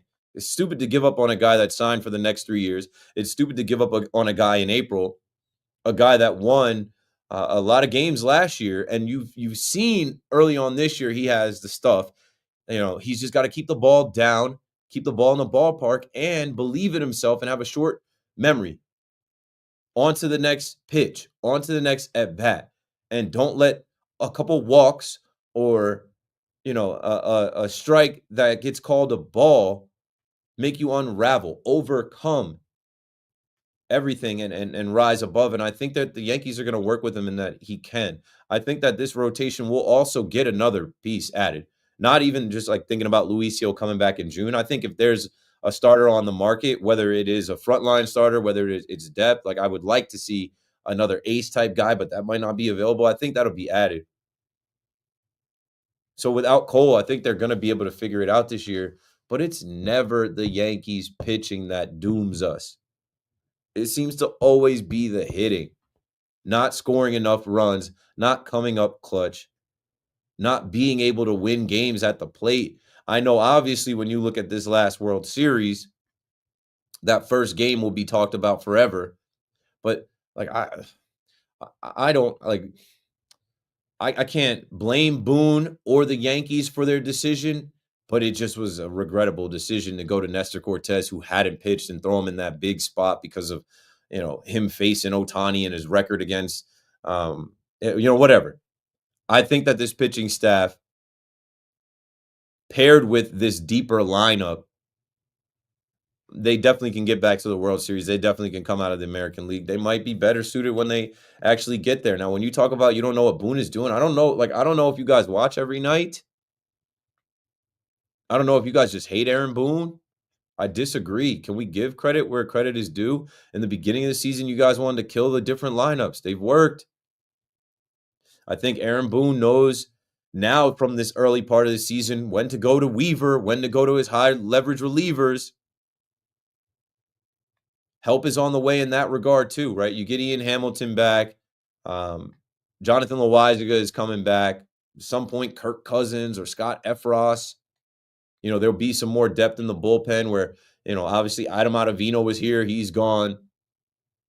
Tim Hill has been great. Like this, the Yankees pitching is not going to be the issue. And we make a big fuss about Carlos Rodon, but he's got to flip a switch, and I think he can. And the rest of these guys have been solid enough. Am I forgetting someone? Carlos Carrasco, Will Warren.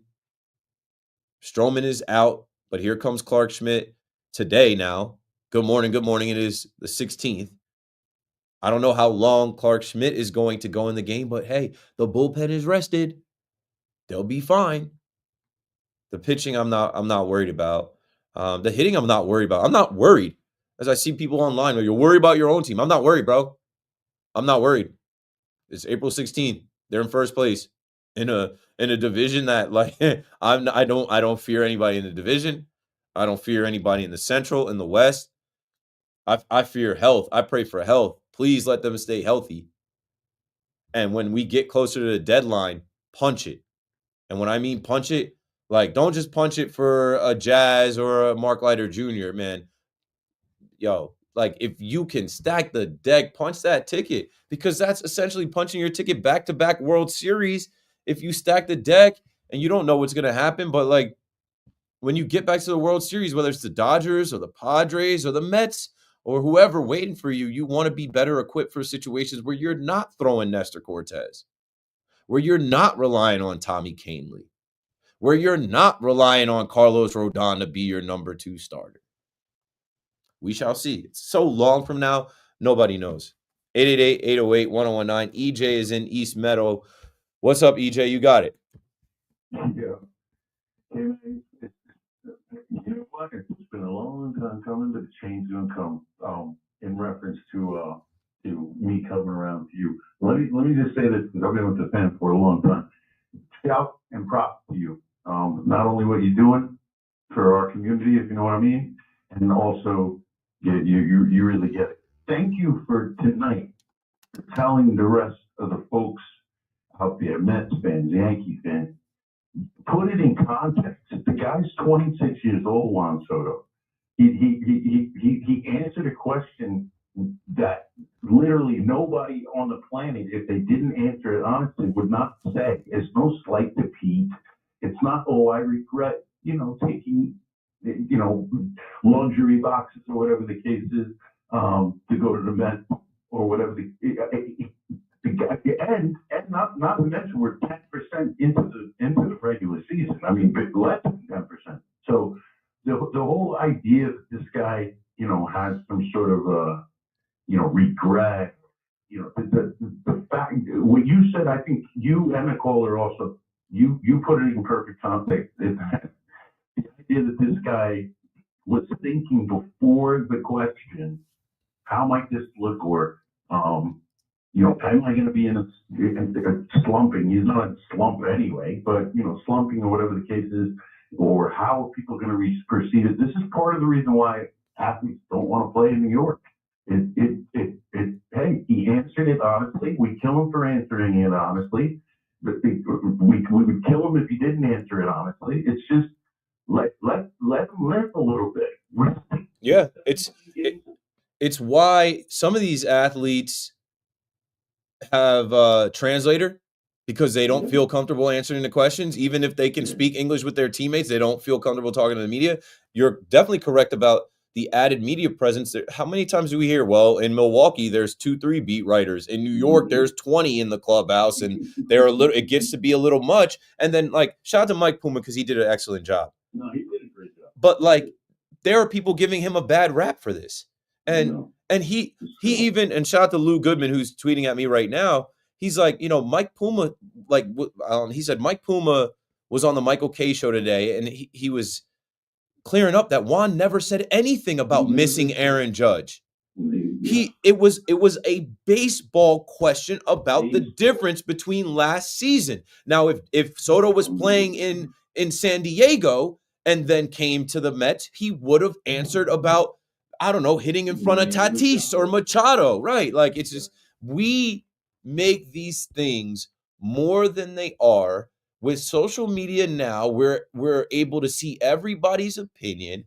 I am a troll on social media because I don't take any of that serious. So I play into it, but this is a non-story that became a huge story because everybody ran with it. No, and you know what bothers me the most, and this is why I swear, and kudos to your producer. Shout out to Riscona. What's up, Scones? But the whole idea that this is some sort of issue because the guy spoke honestly. This is what we beg for in New York. Yet we kill them when they talk honestly. We always take stuff out of context, and I love the city. Don't get me wrong. It's New York number one, but we got to scale it back a little bit. The guy's he's 25, 26 years old. I remember when I moved on from a major company to another company. It literally, you automatically think about it. And when asked in context what Mike Puma did in reference to, the actual question, how could you not say? I mean, I'm a Mets fan. I'm a diehard Mets fan. My Yankee fans have texted me this post this morning. I'm like, what are you talking about? Of course, Judge is the best outside of no time pitches. Judge is the best. You're going to have these kind of feelings, this, that, and the third. He's not slumping. He's doing what he's doing. And the numbers you pointed out today, that, the changes and such, those are so tantamount to exactly what people need to understand. It's being approached differently. Let him adjust. Let's see what happens when we're not 10% in a year. Let's see what happens when we're 50% in a year, and all the people speak completely different on that radio show, on these radio shows, and on just in just normal media. We got to tone it back, man. And thank you so much, for real. Thank you so much for keeping it 100 and letting people know on both sides, because they're listening, Keith. And I've listened to you. I haven't called you ever. I've been a regular with the fans since Susan opened it up. But you know what? Thanks. Thank you, EJ. Yeah, I don't know. Like I said, I was on last night, and when I read the article last night, I'm like, oh, this is nothing there. I was looking for a quote. I was looking for something to latch onto. There was nothing there. That's why I was surprised when I woke up this morning. I'm like, well, damn. Like, this went from someone striking a match to the whole house being on fire. I didn't know it was gonna turn into that. 888-808-1019. And like, I've been pretty open about how like I troll on the internet. Elon Musk sent me $60 for all the trolling and all the stuff on Twitter. And I also do that because I know majority, you know how many daily users there are on Twitter? I don't. I know it's a lot. Those people don't listen to my radio show. Those people aren't aware of who I am, but they catch a tweet. So like I play that game differently. Let's see, as of 2025, X is estimated to have between 240 and 300 million daily active users. There isn't even, I don't think there's 2.4 to 3 million people that could potentially listen to this show. So my approach on the show is not like my approach online. Online, I woke up today, I put out a couple of troll tweets. I'm like, hey, Juan Soto lost his aura. He lost all the vibes. He's with the Mets. He's second guessing it now. They better call Grimace back. They better get Candelita back. Up the difference between the 5 million in the contracts. Like, perfect example. The tweet that I had, and at Keith_McPherson, the tweet that I had that boomed a bit today, I said, 760 million to hit in front of the best hitter on the planet, or 765 million with unlimited shopping sprees for Mama's Closet. Got to think about this one. If you've listened to me on the radio, I told you the value of those contracts, the difference is not $5 million. And anyone that tells you that the difference was just $5 million, they're incorrect.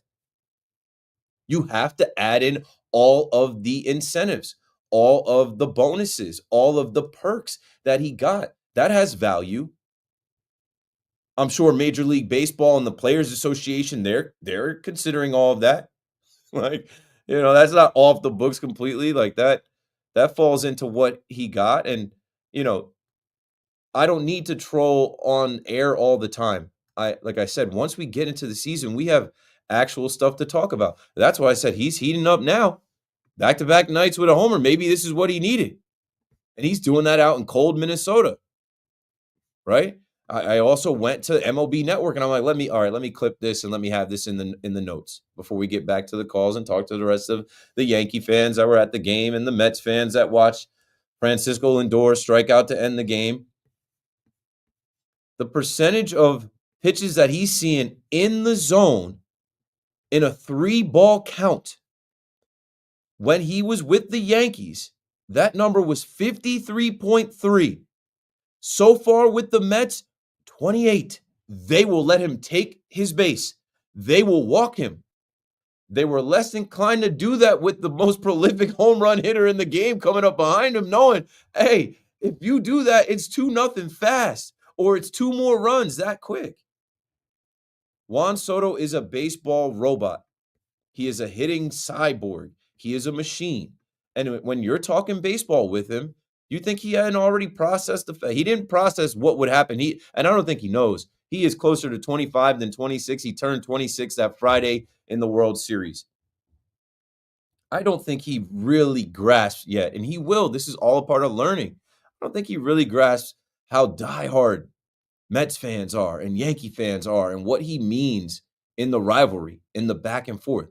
I don't think for a second he's talking to Mike Puma thinking, I got to lie.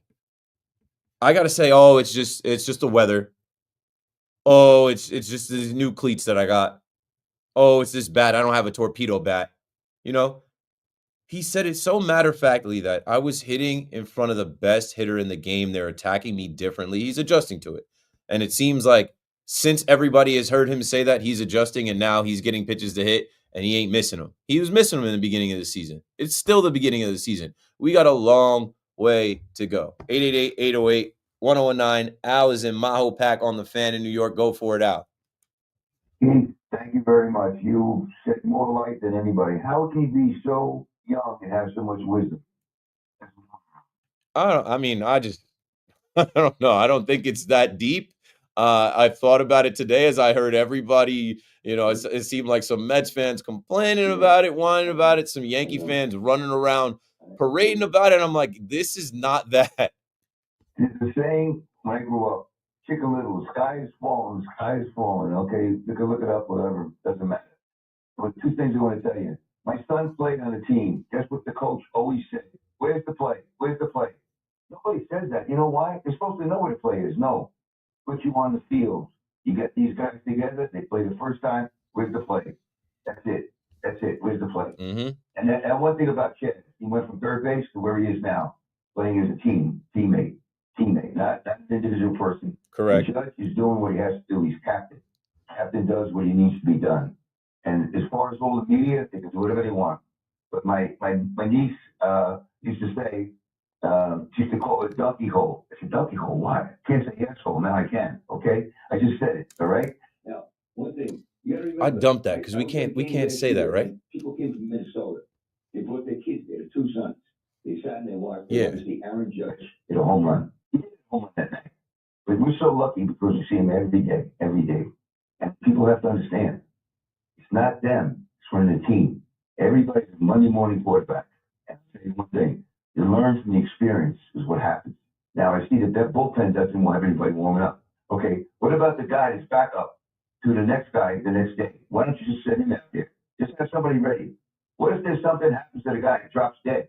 You get as much time as you want to warm up, but what about having that guy just warm up? It throws everybody off. Who's warming up? Why they got some bullpen work? I don't know much about baseball. All I know is I see what I like. I like what you do. Keep up the good work, brother. Thanks for the call, Al. 888-808-1019. I was bringing that around. I had to dump part of it. But yeah, I don't know. The team, fundamental baseball. I think the Yankees are getting back to being more about the team.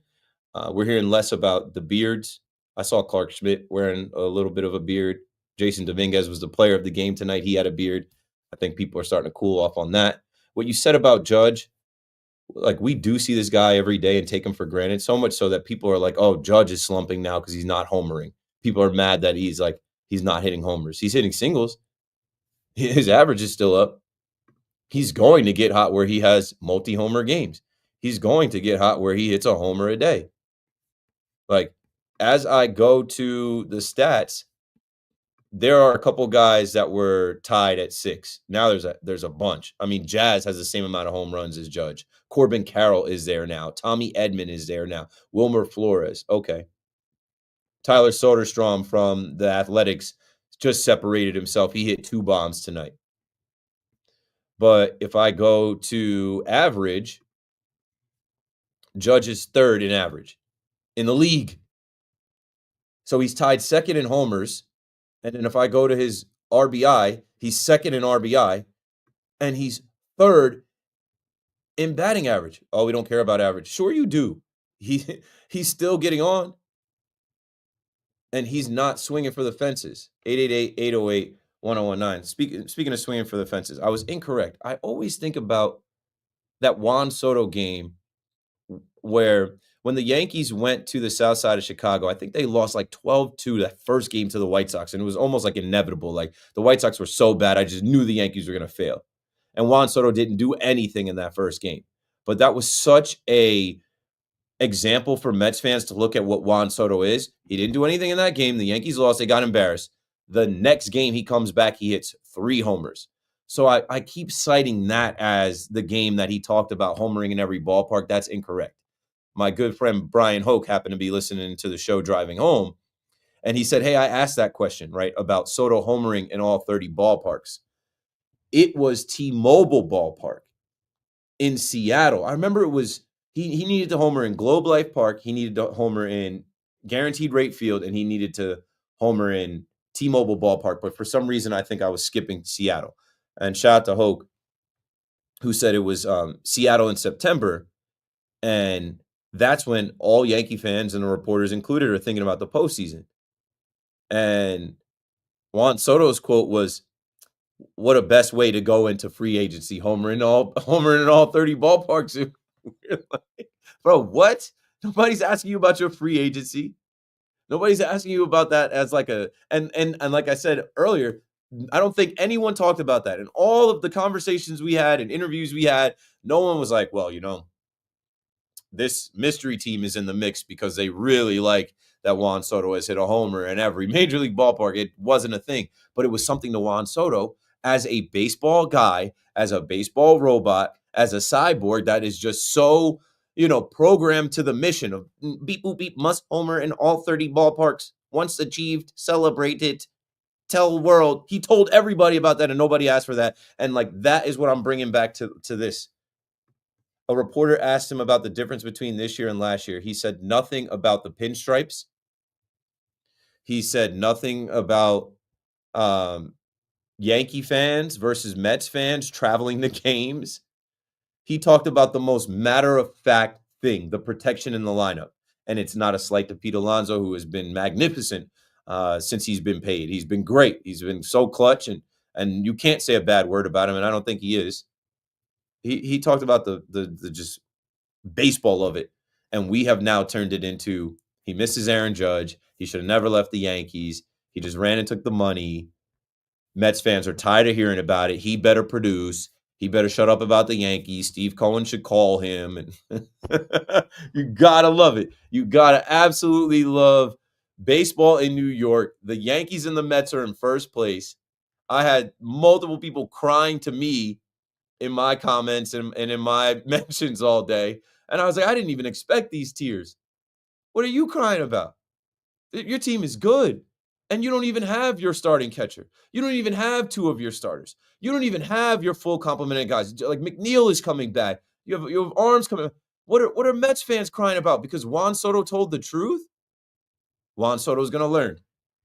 Juan Soto's gonna learn the truth. We don't need the truth, bro. And don't be surprised if he's shorter with the media now. And I hope not. I hope he doesn't treat Mike Puma any kind of way. But what if his answers get extremely short now and he doesn't give you the depth of an answer about things that are 100% true? Like I gave you the numbers that MLB Network produced. Yeah, he's not lying. He's not programmed to lie. He's going to tell you the truth, especially when he's talking about the game and how he approaches the game. 888-808-1019. Keep McPherson on the fan. We're going to keep it baseball for the next half hour. When we get into the 1 o'clock hour, I'll mix in some football conversation, maybe some Knicks conversation. If you're on hold, stay on hold. I promise I'm going to get to you. Yankee fans, there's still some more things to talk about in the Yankee universe with this game and the game coming up tomorrow. So, we'll also hit the out-of-town scoreboard. We'll look at the final scores in Major League Baseball and some of the news and notes coming from around the league. And then we'll get ready for Game 3 of the Mets and the Twins series, Game 3 of the Royals and the Yankees series. Okay, KM to AM returns right after this. Right.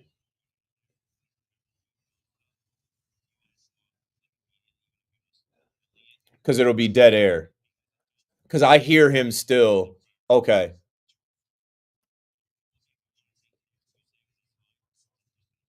Got it.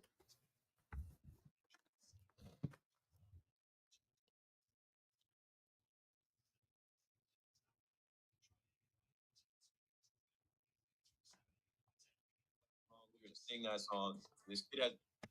Can we come back with Kid Cudi Embrace the Martian when we do this Dominguez conversation and we talk about some of the young Yankees? Let's see here. I can't keep up with my own. Shout out to Gabe who's killing it.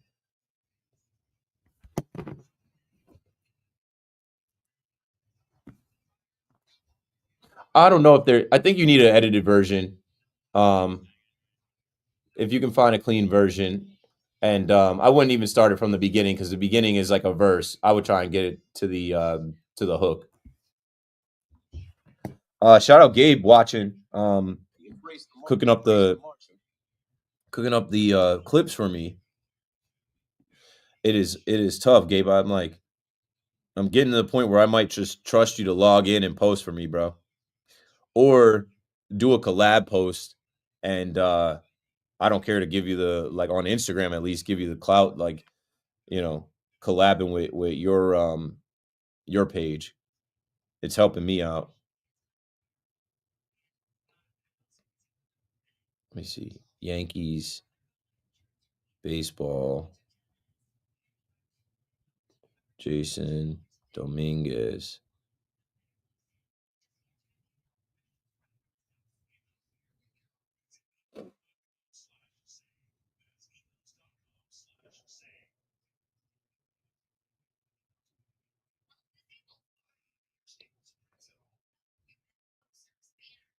Okay. Do not make the mistake that I've got it on my TikTok. I got it on Instagram. I got it on Twitter. I need to put it on YouTube Shorts.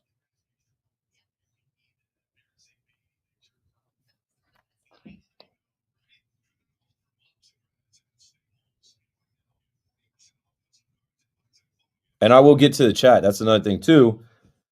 It is a lift to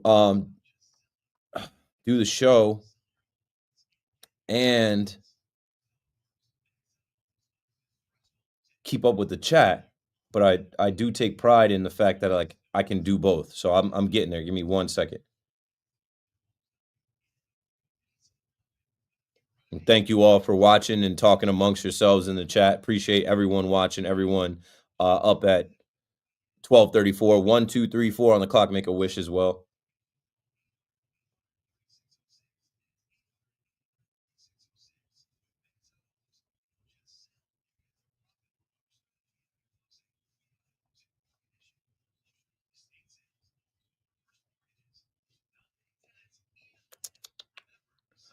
I gotta change this setting on YouTube.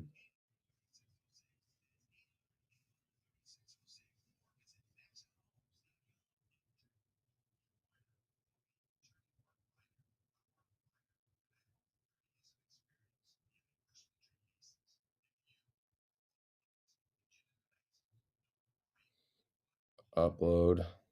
Okay, that's good. Gabe, I'll get to the Juan Soto stuff. I think probably in the next break. I want to hit the chat before. Let's see. Imagine Schmoozer Summers in the daytime. I guess that was in reference to me being in the daytime. I've done the daytime shows. I've filled in on the daytime shows. I've done them solo.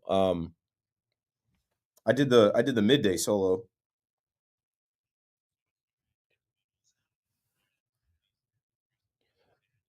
Yeah. Okay.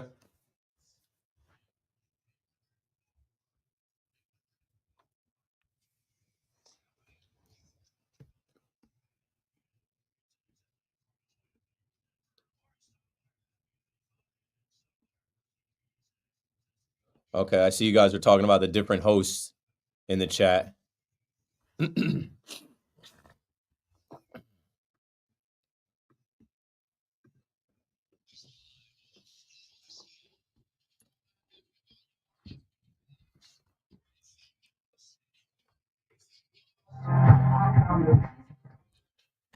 With me, please embrace the Martian, and this is how it sounds.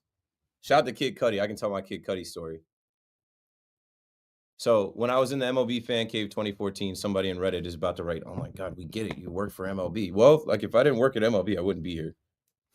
Like I worked for MLB in the Fan Cave, and during that experiment, there was a New Era store right across the street. And since they locked us in there from first pitch to last out every day in Major League Baseball, we saw a lot through those windows. They set it up like a fish tank, like there were floor to ceiling windows.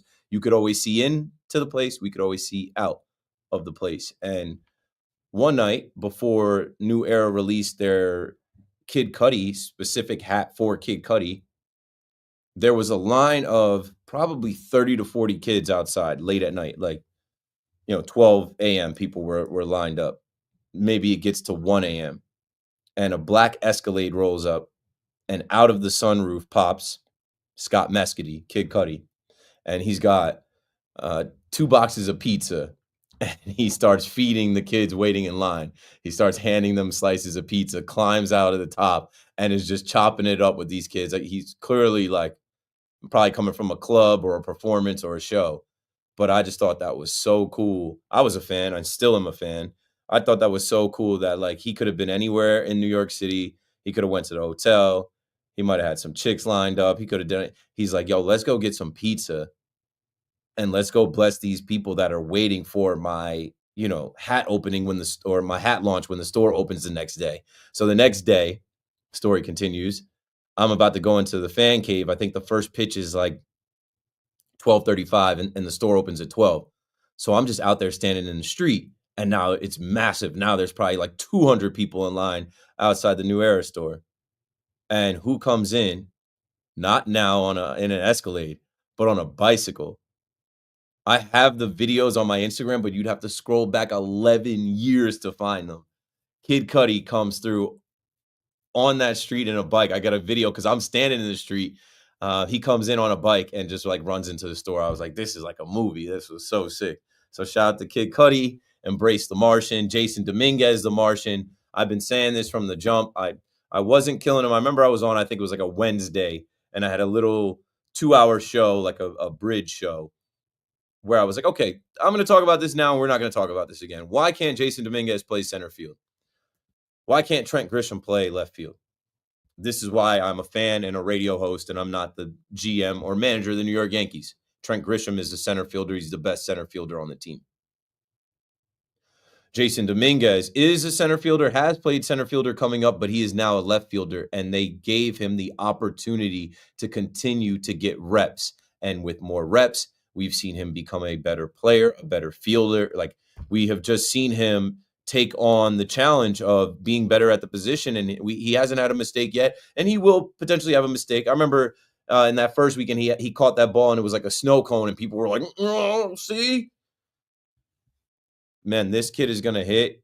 He's a switch hitter. He's young. The stage is not too big for him. He makes the lineup deeper. It's good to have him. And I know some of us talked coming off of Juan Soto last year about how good it would be for Dominguez to be around Juan Soto, his fellow countryman, De Lo Mio. And now he is the young Dominican outfielder that you can still show up and bring your Dominican flags to. And Juan Soto's over there, and good. Let Jason Dominguez become a star. They put his locker right next to Belly and Judge, two guys that won Rookie of the Year, guys that he can learn from. And I'm just really pleased with, how he has handled everything as a 22-year-old that is, kind of getting the Volpe run, right? Yo, you're here. We're not sending you down. You're going to play. Maybe you don't start every day. Maybe you don't finish every game, but we're going to rely on you.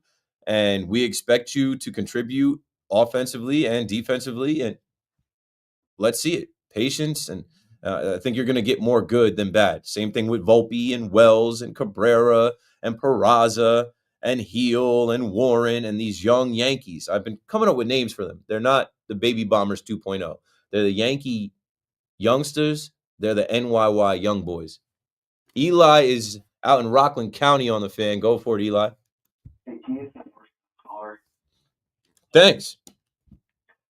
First of all, happy birthday to Jackson. Thank you. He's still playing with the balloons and his new toys and still saying birthday party. Yup. It's a good time. It's actually a 2-year anniversary of me starting to listen to the Fan and your show, which by the way is a great show. Awesome. Thank you. 2 years. Jason Dominguez is gonna be the biggest X factor of the Yankees this year. If he could play at this level for the next couple of months, he could turn the Yankees lineup into probably the best lineup in baseball, even better than the Mets, or even compete with the Dodgers.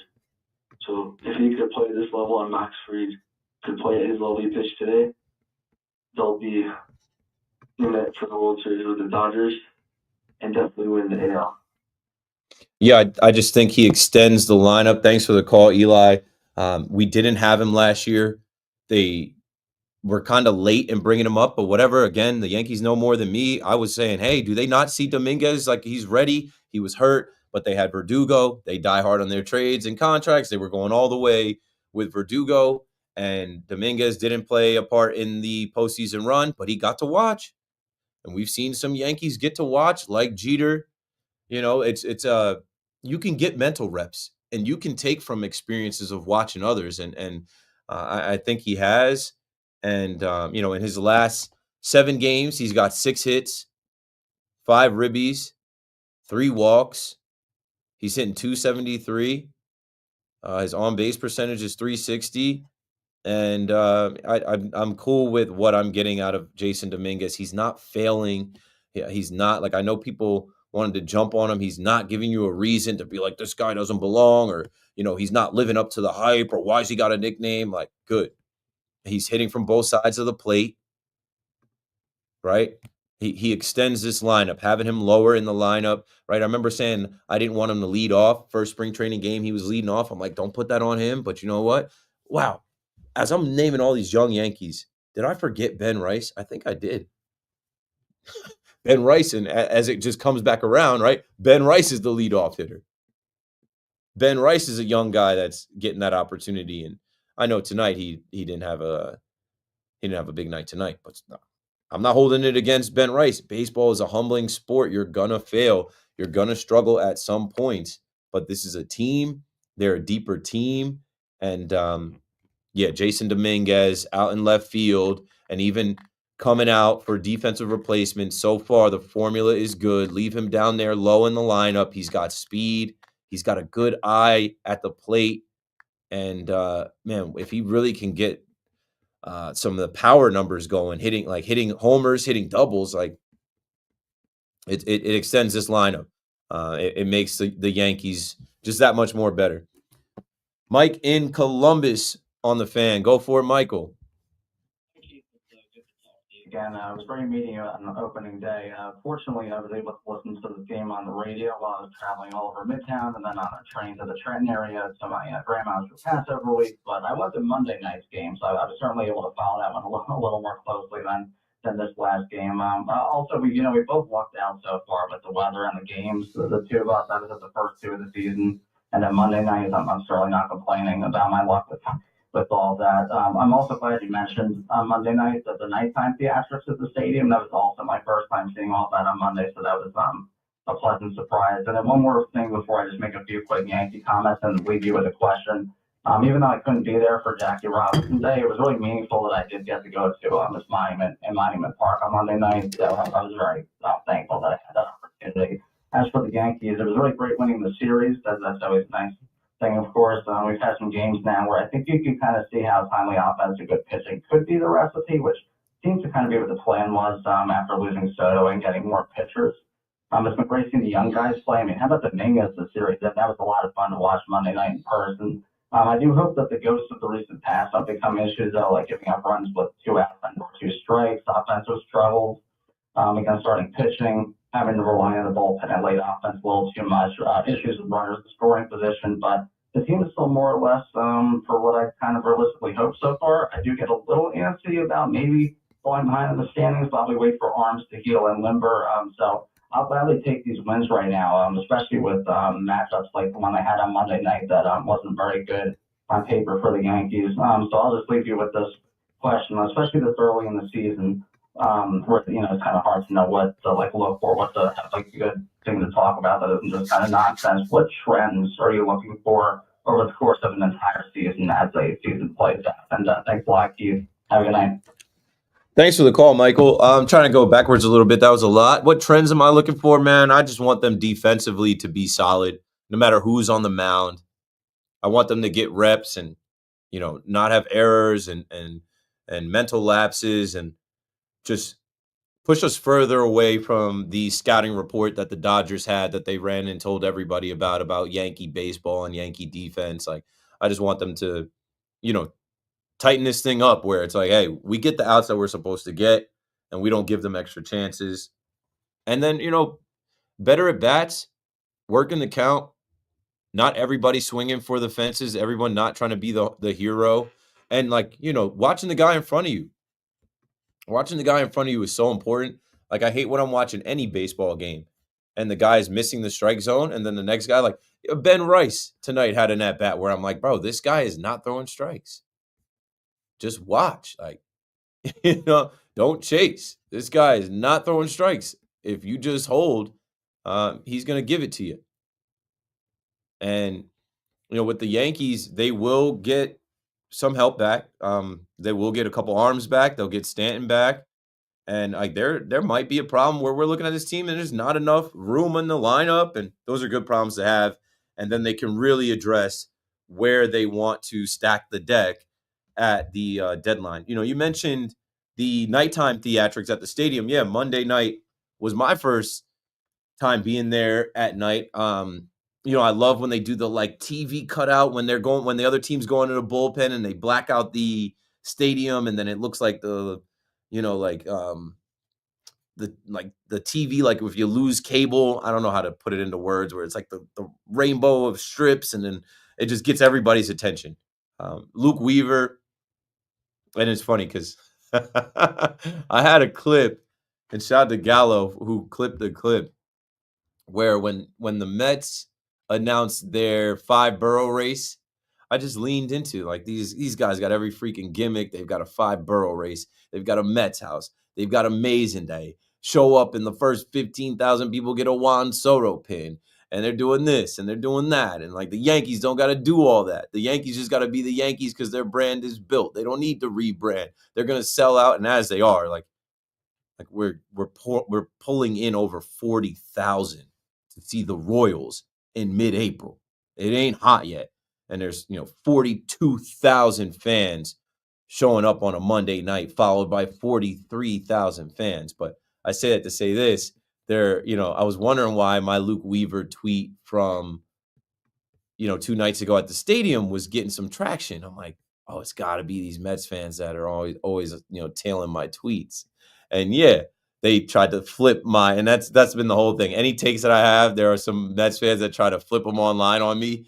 And I'm like, yo, first night game, first time seeing the Star Wars theme entrance for Luke Weaver, where they play the Star Wars music and they've got the Star Wars font and it says Luke Weaver. And then when he gets 2 strikes, they do the Darth Vader breathing. So there's a bunch of Mets fans like, is this not a gimmick?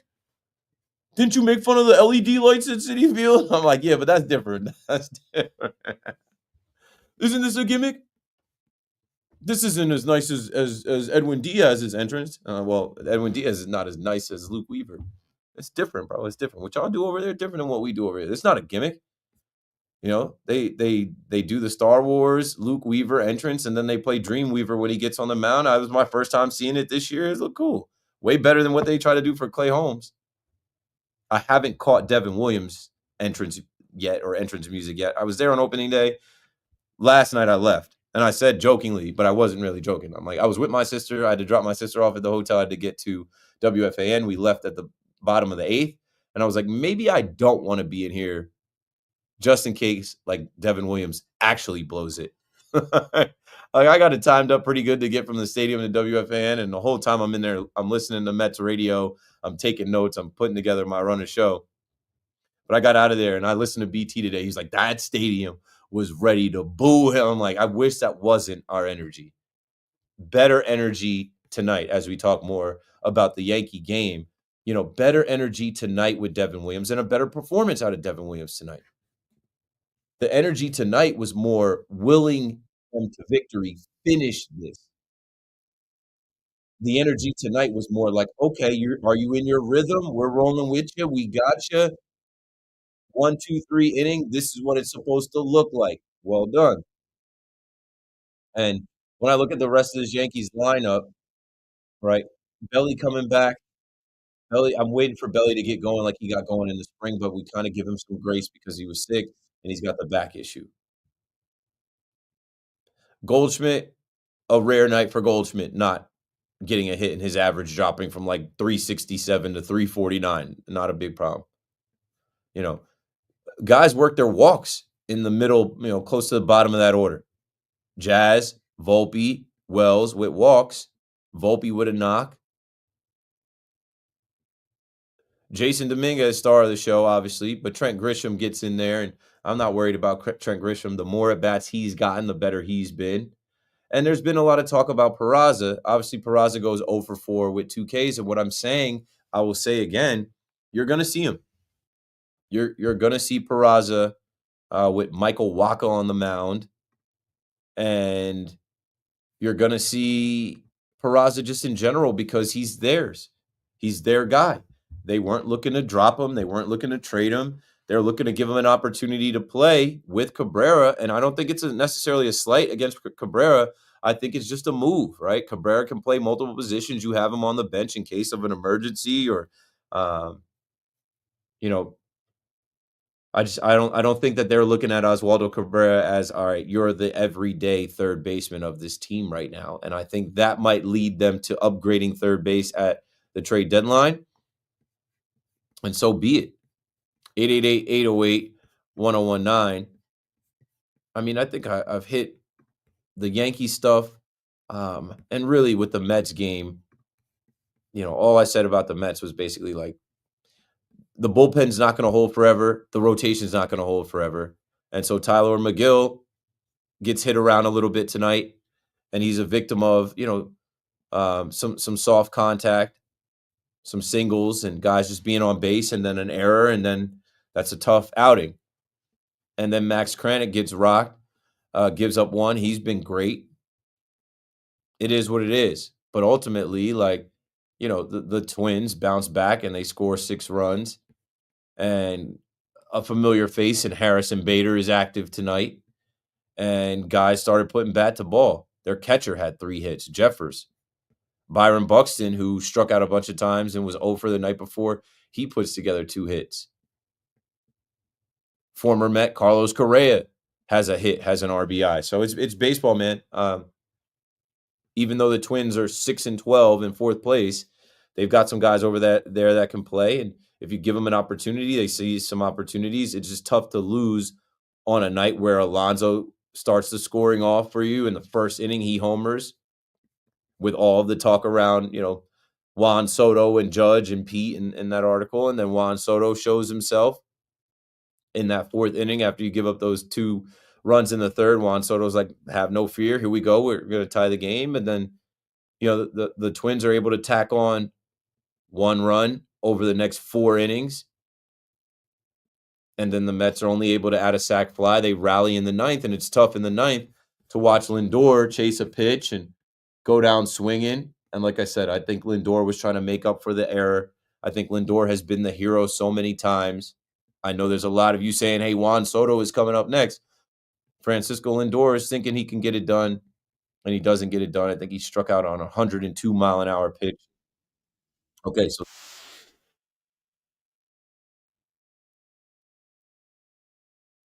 the out-of-town scoreboard before we do that in the 1 o'clock hour, and then I open it up to some more conversation outside of Major League Baseball.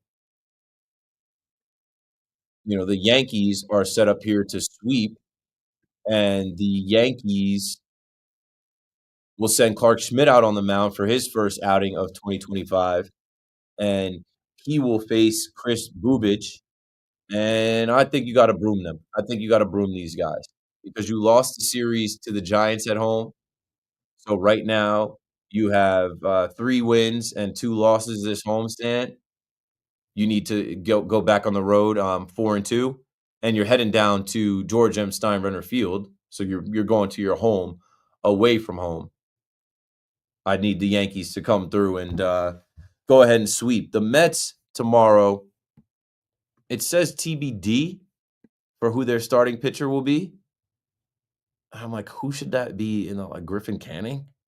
Or is it TBD because because I don't know. Fleeks, do you know who's in line to start for the Mets tomorrow?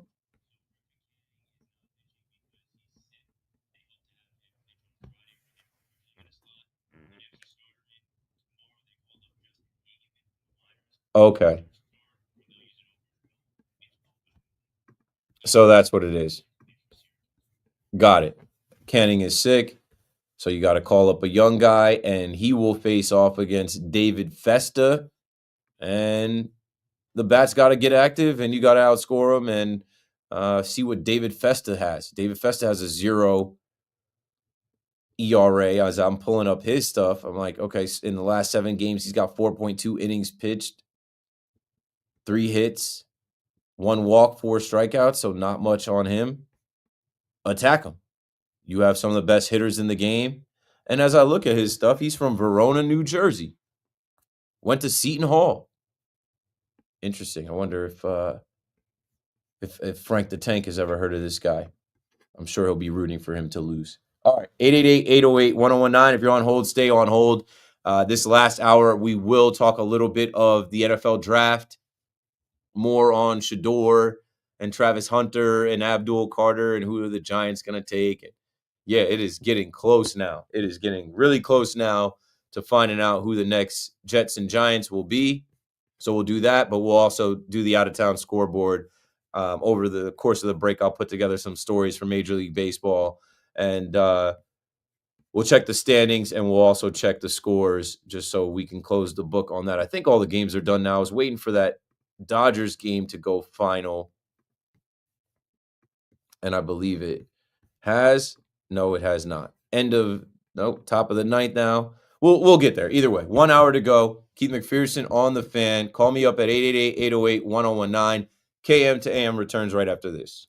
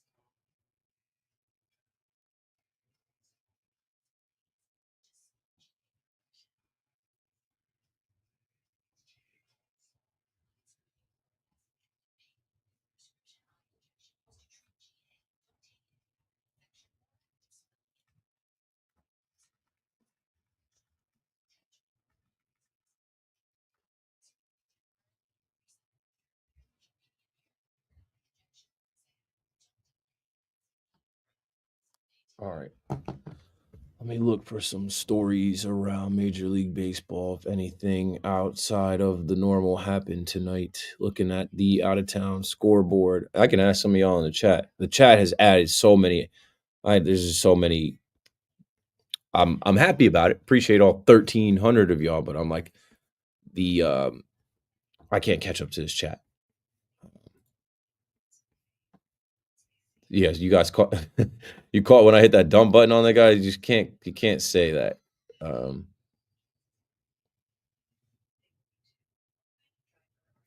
Appreciate it, Anthony.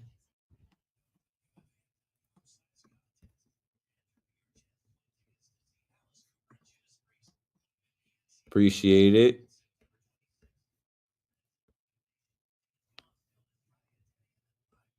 Facts. That was so random. That's what I was saying when I'm like, Yankee fans are reaching. If you think Juan Soto played for the Nationals, like you think Juan Soto is like, wow, I'm in Minnesota, and when the Yankees came out here, there were way more fans than the Mets. No, that's not something like these guys are ballers, bro. They're not going out there counting the amount of fans. They don't care. Like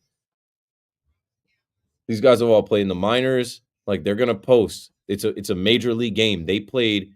I should have said this. It just came to me now. They played in the 2020 season with no one in attendance. Like they act like it didn't matter then. No, I think in the 2020 season, Soto won the batting title.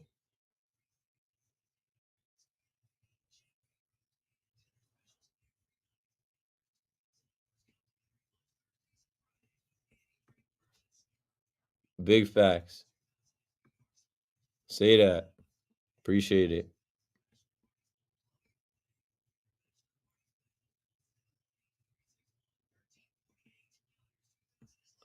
Bro, you're wilding out, bro. Like, why do we have to do this? Some of y'all are too horny on online. Some of y'all gotta turn that down. Log off, go to bed. Don't say stuff like that. This is my YouTube channel. It used to be my Nets podcast channel, and obviously the Nets are terrible, and I stopped doing the podcast because that was a waste of time. I made it to my own channel. Right, Marcos, anyone can be on YouTube. Like there are kids live streaming on YouTube right now.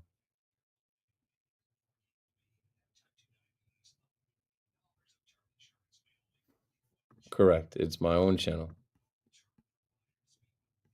I try to tell people, but people don't ever want to hear about my resume and what I did. Like, I did all this stuff, social media, behind the scenes. Like, I helped build John Boy's YouTube channel. Like, I know all the back end stuff. I honestly don't have enough time to service my own Twitter, Instagram, YouTube, TikTok the way I would like. I had a kid that zaps a ton of free time. I work at night, so like I gotta find time to sleep. It's just like every day of my life, I'm like the sun up time burns me. It's gone. Like even as the days are getting longer, I'm like, yo, there's not enough daylight. The days just roll over and over and over again. Like my son is 2, which is wild now. I'm like, where did those 2 years go? I've been doing the night shift and grinding and doing all this stuff at the same time.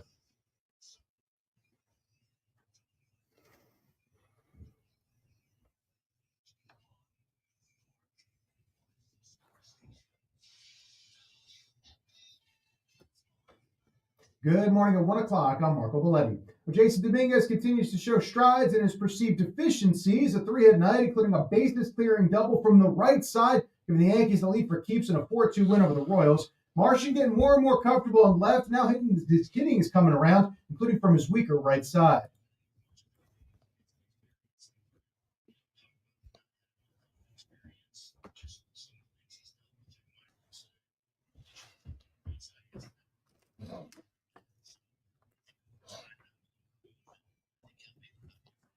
Max Fried, his third win, 2 runs over 6 2/3 with 7 Ks. Devin Williams seems to be rounding into form, a perfect 9 for his third save. Wind slowed down the Mets 6-3. Tyler McGill giving up 4 runs in 5 innings, 2 of them earned, with Francisco Lindor with a costly error in the third.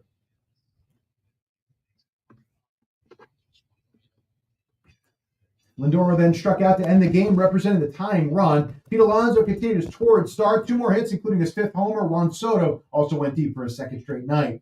Play-in, Warriors outscore the Grizzlies 121-116 behind 38 from Jimmy Butler and 36 from Steph Curry. They get the 7 and a date with the Rockets. Magic are at the Hawks 120-95. They're the 7th seed, a first-round matchup with the Celtics. Devils escape the Bruins 5-4 to overtime, and the Capitals raise the Islanders 3-1. 48 degrees, cloudy skies at Central Park, and that's what's happening. I'm Marco Belletti.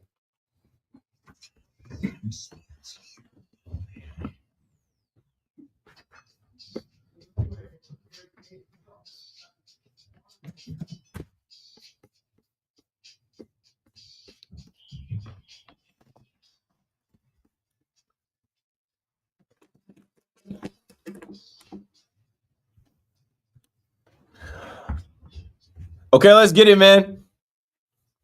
Had to let that OPP come through. Naughty by nature, Jersey.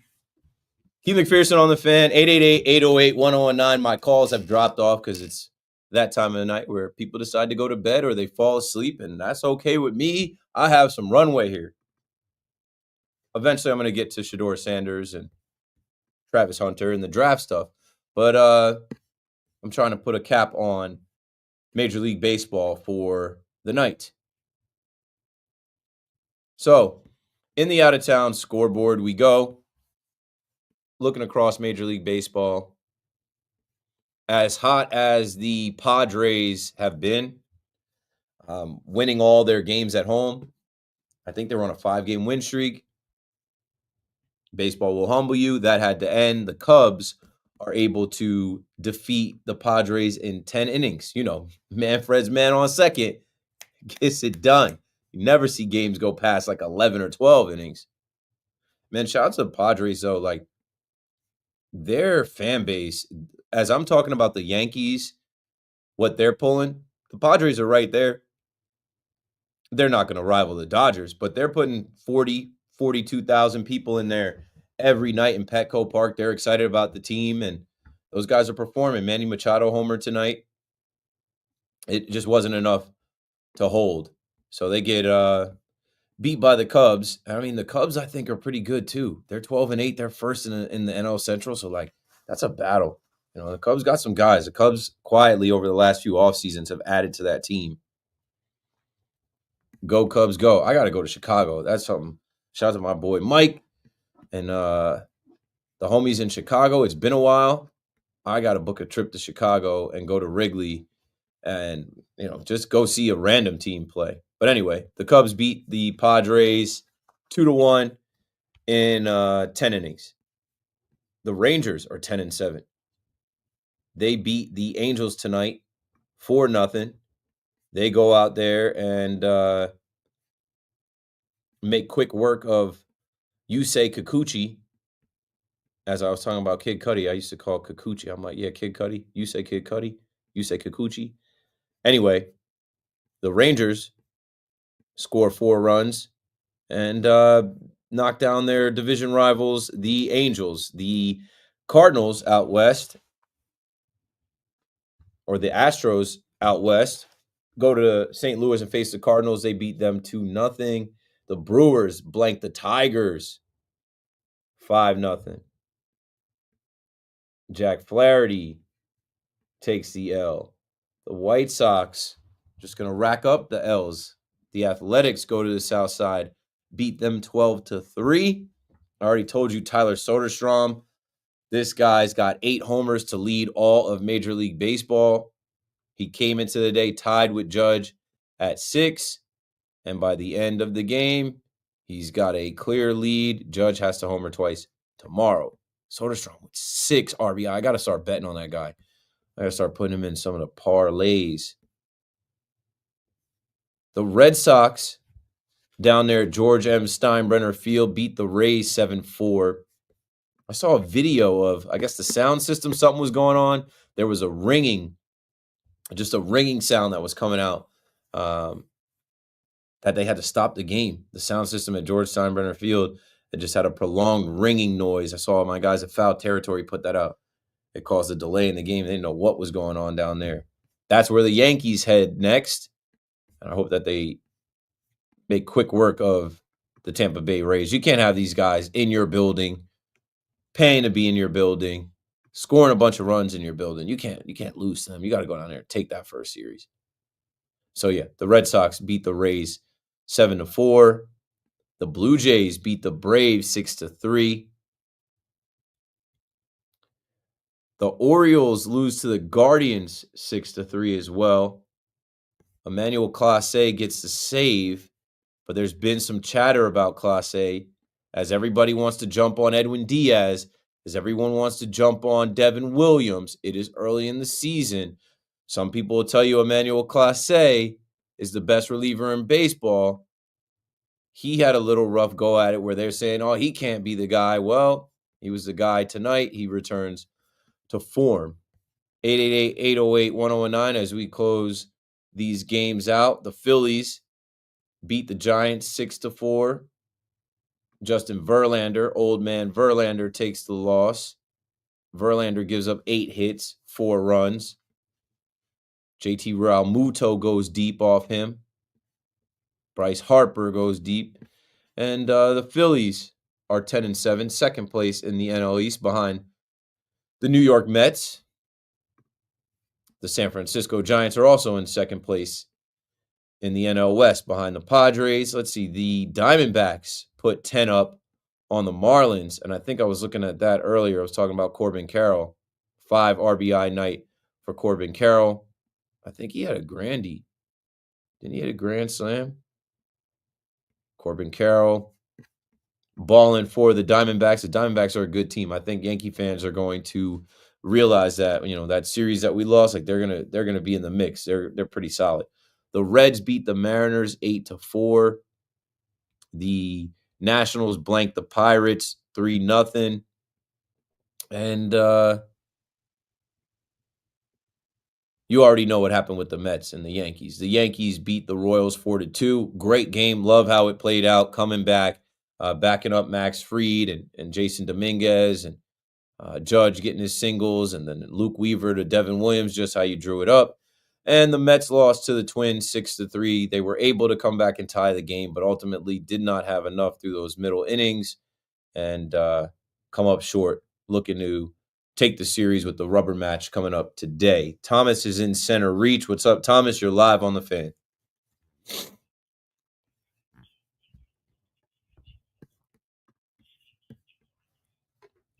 Since the 7th of December, since before Soto, which is wild. I'm guessing you're focusing on school. You're locked in on your studies. Oh yeah, I'm locked in. Yeah, let's real quick. By the way, fun fact, just straight up baseball fun fact: the Rays have not won like yesterday on April 15th in the past 16 years. Fun little fun fact. I figured I should mention. Wait, say that again? Saw that they have not won on April 15th in the past 16 years. Oh, they have not won on this date, so they're a scheduled loss today. Go ahead and bet the Rays to lose against the Red Sox.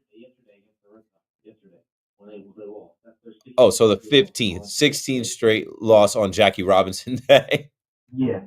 So I was real quick looking to talk about the Mets and when they were tonight. It's just real frustrating, and it's been every year. I don't know about I don't remember. I think maybe 2022 he was struggling too, but I feel like it's been every year as a Met. Maybe it's every year of his career. I haven't looked at his numbers. He just struggles at the beginning of the season, and then he gets into his groove, and it's like really, it's just wild to me that that's just like it's been consistent that he didn't go to the beginning of the season, and honestly, also another thing, Pete Alonso, I'm never been happier I'm so happy about the contract. Oh my gosh, he's playing so well, and to get him on a deal where he was like, oh, I want this much, and then he realized that no one was going to give him this much, so he came back to the Mets. Now we've got him on like the deal, like a much smaller deal. It just feels so nice. It's always nice when you get signed a guy with a small contract, regardless of how good they've been in the past, and they are just really amazing. Honestly, he might cool down, but even if he doesn't, I don't think I think he'll obviously he's battering around like still I think the 300s. I think he'll probably obviously cool down, but this is awesome, and I know he's playing for a contract, so another one. So it's just beautiful to see the next. He deserves it, man. I was always kind of in his corner when he struggled last year. I'm like, not everybody has the Aaron Judge prove it year, bet on yourself and come through. But I'm glad that it happened for Pete, that Mets fans were very vocal about his importance to them and this team. And there was nowhere else he was going. They paid him and they gave him the money. And I think he just was able to just let go of some of that. And what I always used to say about Pete was like, this guy has watched so many guys come in and cash out, and he's the guy. It's his team. He's the face of the franchise. He's the man. But he's watched all these other guys come in and get rich off of the new rich owner. And it's like, where's my money? Even when Pete was starting and going to the home run derby and making more money than he was making. And even the service time manipulation and all that type of stuff. It's like now he's finally reached the point where he's touching paper, and the way that he's playing, it's like, I don't know, he's obviously going to opt out. And I mean, if he keeps it up, right, Vladdy is off the market. He's going to be one of the top free agents. He wasn't one of the top free agents this offseason, but if it's him and Kyle Tucker, and I mean, there's rumblings about Kyle Tucker maybe getting an extension. Like, if Pete Alonso puts up an all-star year, there's going to be a lot of suitors for him. And Mets fans shouldn't worry about that because you have the richest owner who can match any contract. And Pete does have loyalty to the Mets fans where he's going to want to come back. He's been he's been vocal about wanting to be a Met and finishing his career here and all that type of stuff. So I think that does give you a upper hand, but you got to pay the man. Yeah, 100%, 110%. They have to pay him, especially since he's proved, even though last or 2022 made the playoffs, it was a short series. He proved that he could have played. He played well in that Dodgers series. He played well last year in these playoffs. He has proved he's a consistently really good playoff performer for the team in the 2 seasons that he's been here. Made the playoffs. Yeah, he's been consistently good. He has been. That's why it's crazy to hear people saying he wasn't clutch in the regular season last year. I'm like, it's the regular season. He was clutch when you needed him. And you know what this year is going to also be about? And we haven't really talked much about it because, like, okay, he homered today. He's another step closer to catching David Wright and then taking down Darryl Strawberry as the all-time leader in homers. He's at 231. So he's 11 away and 21 away. Yeah, it's 242 and 252. So that's going to be a party. That's going to be a celebration when he does that. 100%. And I think tomorrow, I don't know if it's 100% confirmed, but I've seen a bunch of bet reports. I think they said Jose Urena is going to start tomorrow, I think. Potentially they might call him up or something. He's in AAA right now, I think. He might start tomorrow. And obviously, Griffin getting sick really screwed it. Like they were going to do a 6-man rotation. But now, like, that screwed up what they were going to do with that. Yeah, Fleegs and I were just talking about it. It's Justin Hagenman who will be active for the series finale tomorrow, and it's TBD if he'll start or if the Mets will use an opener. But yeah, I think they should wait. I really think we should wait till at least maybe. I don't know who's scheduled to come back first, Montas or Manaya. I still think they gotta wait. In my opinion, I think they should wait until one of them come back to do a 6-man rotation because yes, they've been playing well, but you still have that risk of this is obviously. I hope it's sustainable, but this just look. These guys are middle of the pack guys that obviously McGill tonight because it's okay, but McGill, his whole thing, his whole career has been he's never been consistent. That is the one thing. He has never been consistent over. He's been good and he's been terrible and he's been like fine. He's never, and that's why I'm also a little concerned. It's like there's guys like don't get me wrong, Griffin Canning, he's been pitching decent. But last year on the Angels, he was terrible. He was so bad, like and his whole career he really hasn't been amazing. So, it's obviously, I'm hoping this stays, the starting will stay like this. And even if it doesn't, the bullpen has this. Honestly, the bullpen really staying this consistent for a while. It's been really good. Reed Garrett, I think, is still at a 0 ERA. I think Stanek is too. Those guys were huge pieces on the team last year. And to see them come into the season this year and still be successful, especially Stanek, being a guy who was acquired at the trade deadline last year, to only have to see this season. Now he's here and the whole year, and he's pitching this well. Same thing with Reed Garrett. I don't think Reed Garrett was on the opening day. Yeah, I don't know if he was on opening day. I'm thinking about it. Yeah, like these guys that need to still be consistent from last year's team. Plus the guys like Kranick, who obviously he gets the home run, but like he's still been really good. Roosevelt, I thought Roosevelt was younger. Roosevelt's like 30 something. I didn't thought he's like 35. I actually didn't know that the other day. I was like, wow, for a guy who's like probably in a couple of years, he probably might not be in the league. He's pitching really well, so he's keeping his career alive this season by pitching this well. That pitching lab, Jeremy Hefner's pitching lab, getting the most out of these guys. The bullpen has been quite opposite from what it was to start the year last year, and that was an emphasis. And you hear all the time. You hear it on the fan. David Stearns, how he builds a bullpen, and Jeremy Hefner's pitching lab. I mean, Brazoban was a Marlin for years. Let's see. I don't know how many years, but you said he was 31? So he was. No, he's like 30. No, he's even older. He's like 34, 35, I think. Yeah, age 30. He's age 35. Yeah. Born 89. He pitched for the Marlins in 2022, 2023, 2024. Yeah, he's been really,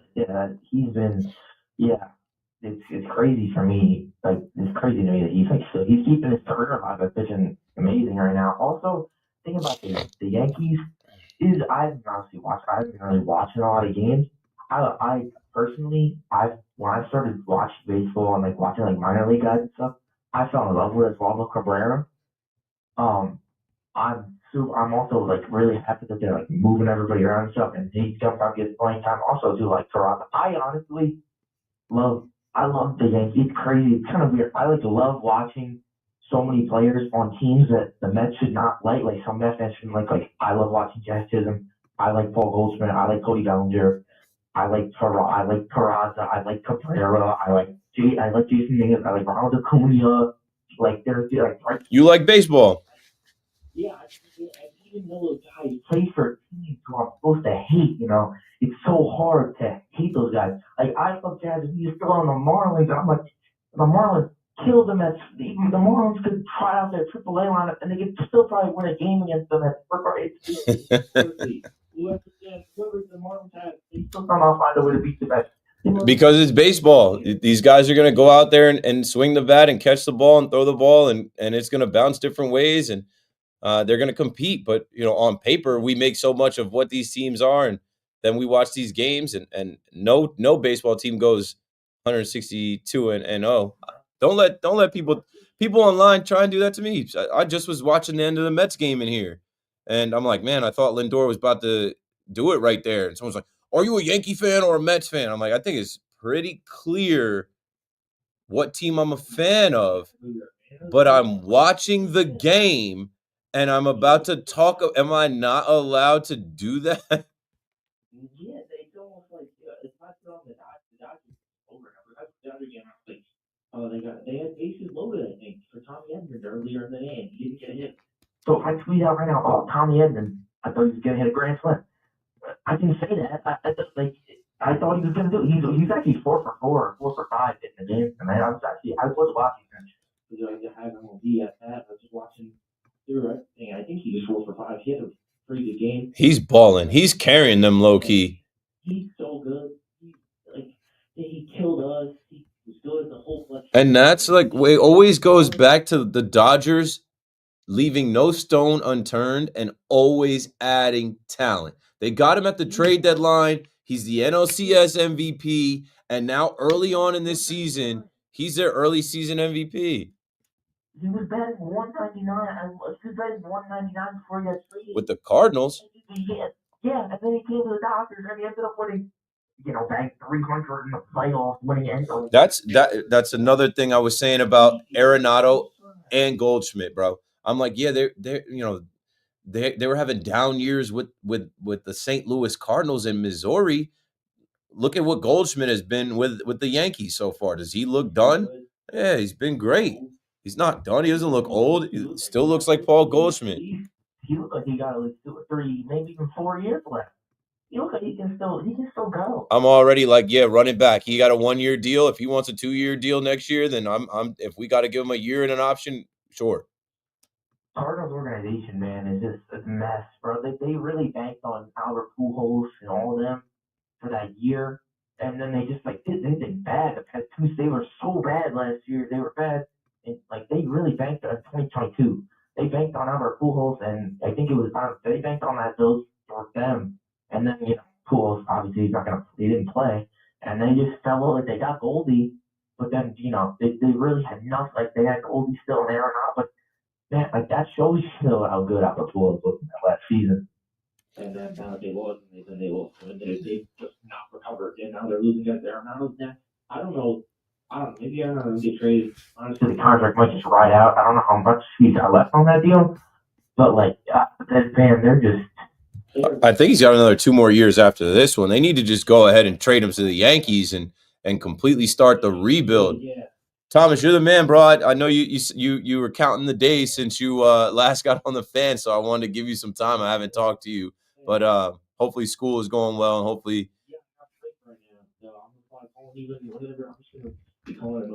How you feel about the Dolphins trading Jalen Ramsey coming up?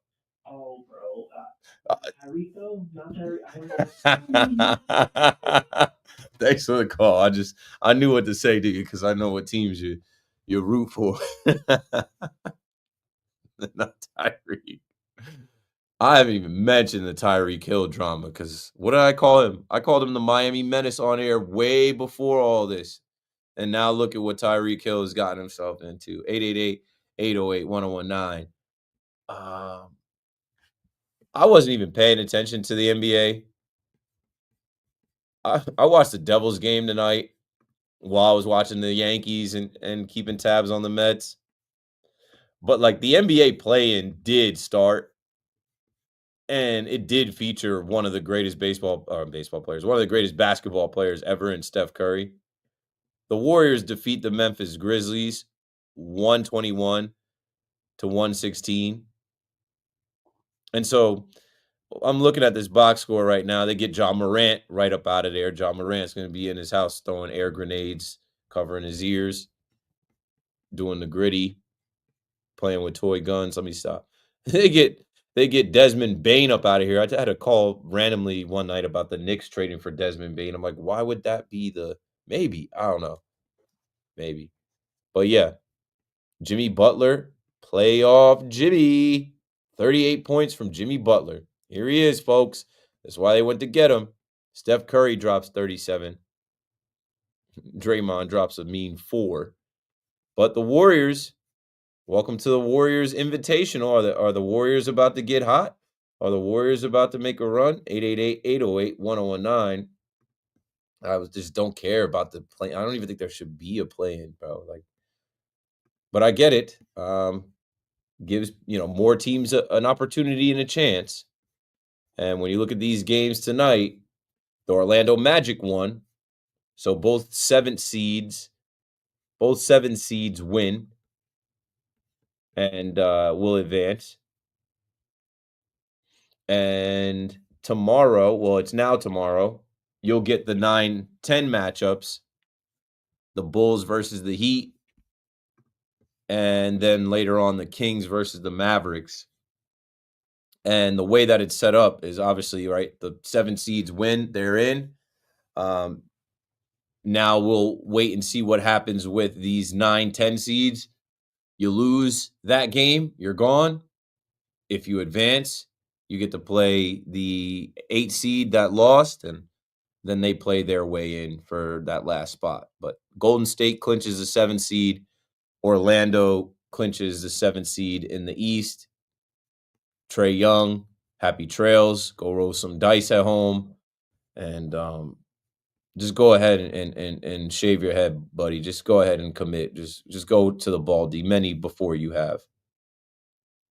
So I'm looking at this box score now. Cole Anthony drops 26 for the Orlando Magic. Paulo Banchero with 17. Wendell Carter Jr. 19. Franz Wagner 13. Anthony Black 16. They got a scrappy young little team. Let's see what they turn into. Let's see what they end up doing. 888-808-1019 as calls are coming in on the draft, on the Yankees, on the Mets. We're going to take a break here. It's 1:30. And when we come back, I will answer your calls on the draft, on the Yankees, on the Mets, and maybe somebody wants to weigh in on the NBA play-in tournament and what's coming up for the Knicks. But I think the Knicks don't play till Saturday. All next week is going to be heavy Knicks conversation. All next week is going to be Pistons, Knicks. And I'm ready. I'm ready for the NBA playoffs to really start. Those are always fun games. And then the Stanley Cup playoffs, too, in the mix with the draft and with Major League Baseball actually starting to heat up. So it's the most wonderful time. The sports equinox is upon us. This is Keith McPherson on The Fan, taking your calls for the next 24 minutes. So let's take this break so we can get back to it. BRB.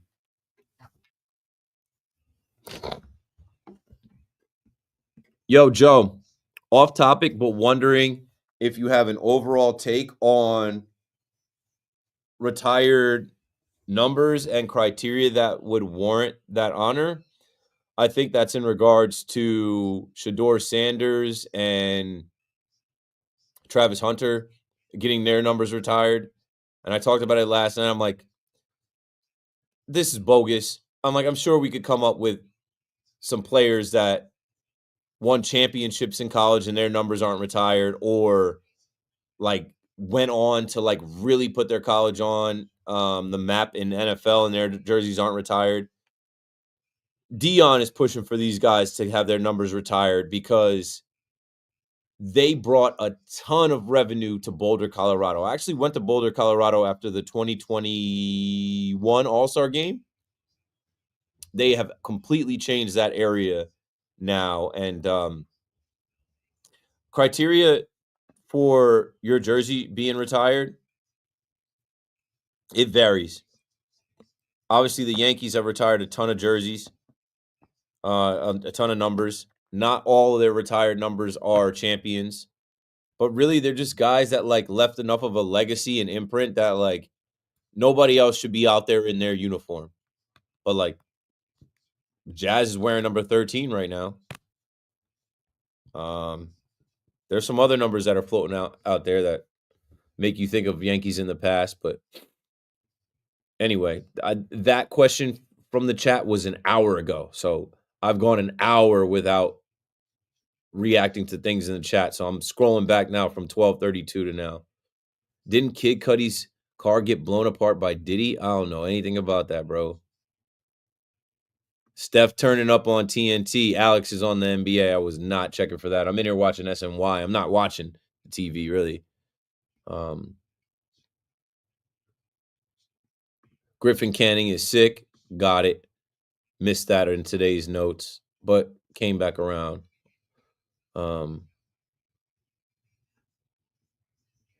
I bet you never did the star of the game for Susan. We talked about this yesterday.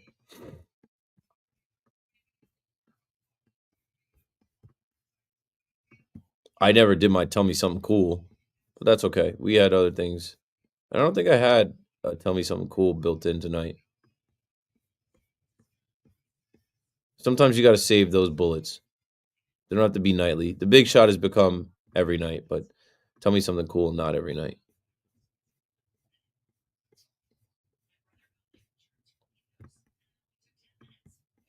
I'm like, let me see. Do I have anything in my notes that I could throw into a Tell Me Something Cool? I don't think so.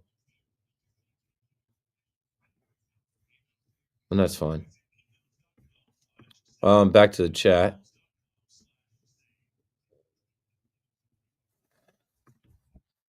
We got this one on air. The Rays have never won on April 15th.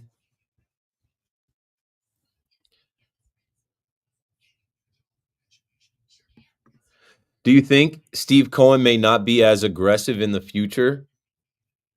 He's been said to want to go back to a normal spending level. I don't see why. It depends. He's got all this money. I don't see why. That's like what you're known for.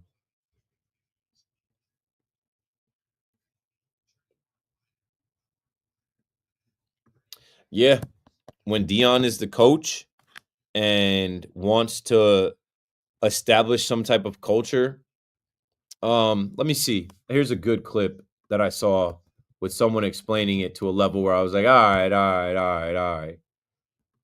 Of course, the guy that loves breaking down and explaining things, Emmanuel Acho, had something to say about, the jersey retirement. Can I find it?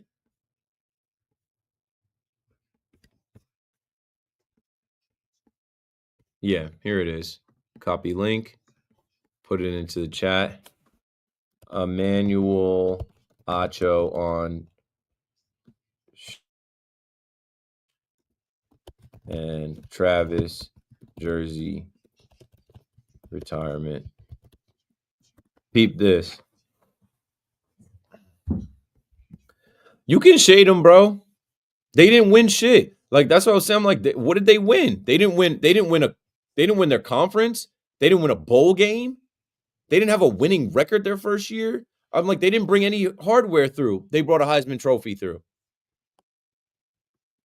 But Emmanuel Acho talks about the economic impact that those guys made as stars of the team, selling tickets, all the rappers and celebrities that came through, and yeah.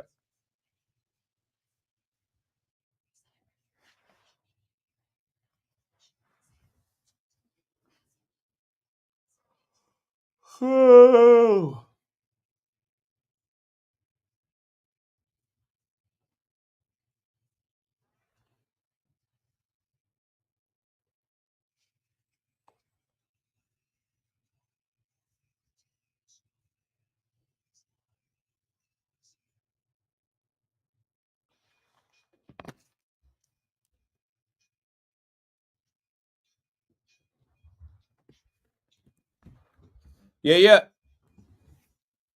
All right. Well, my last stretch here. Last call for calls.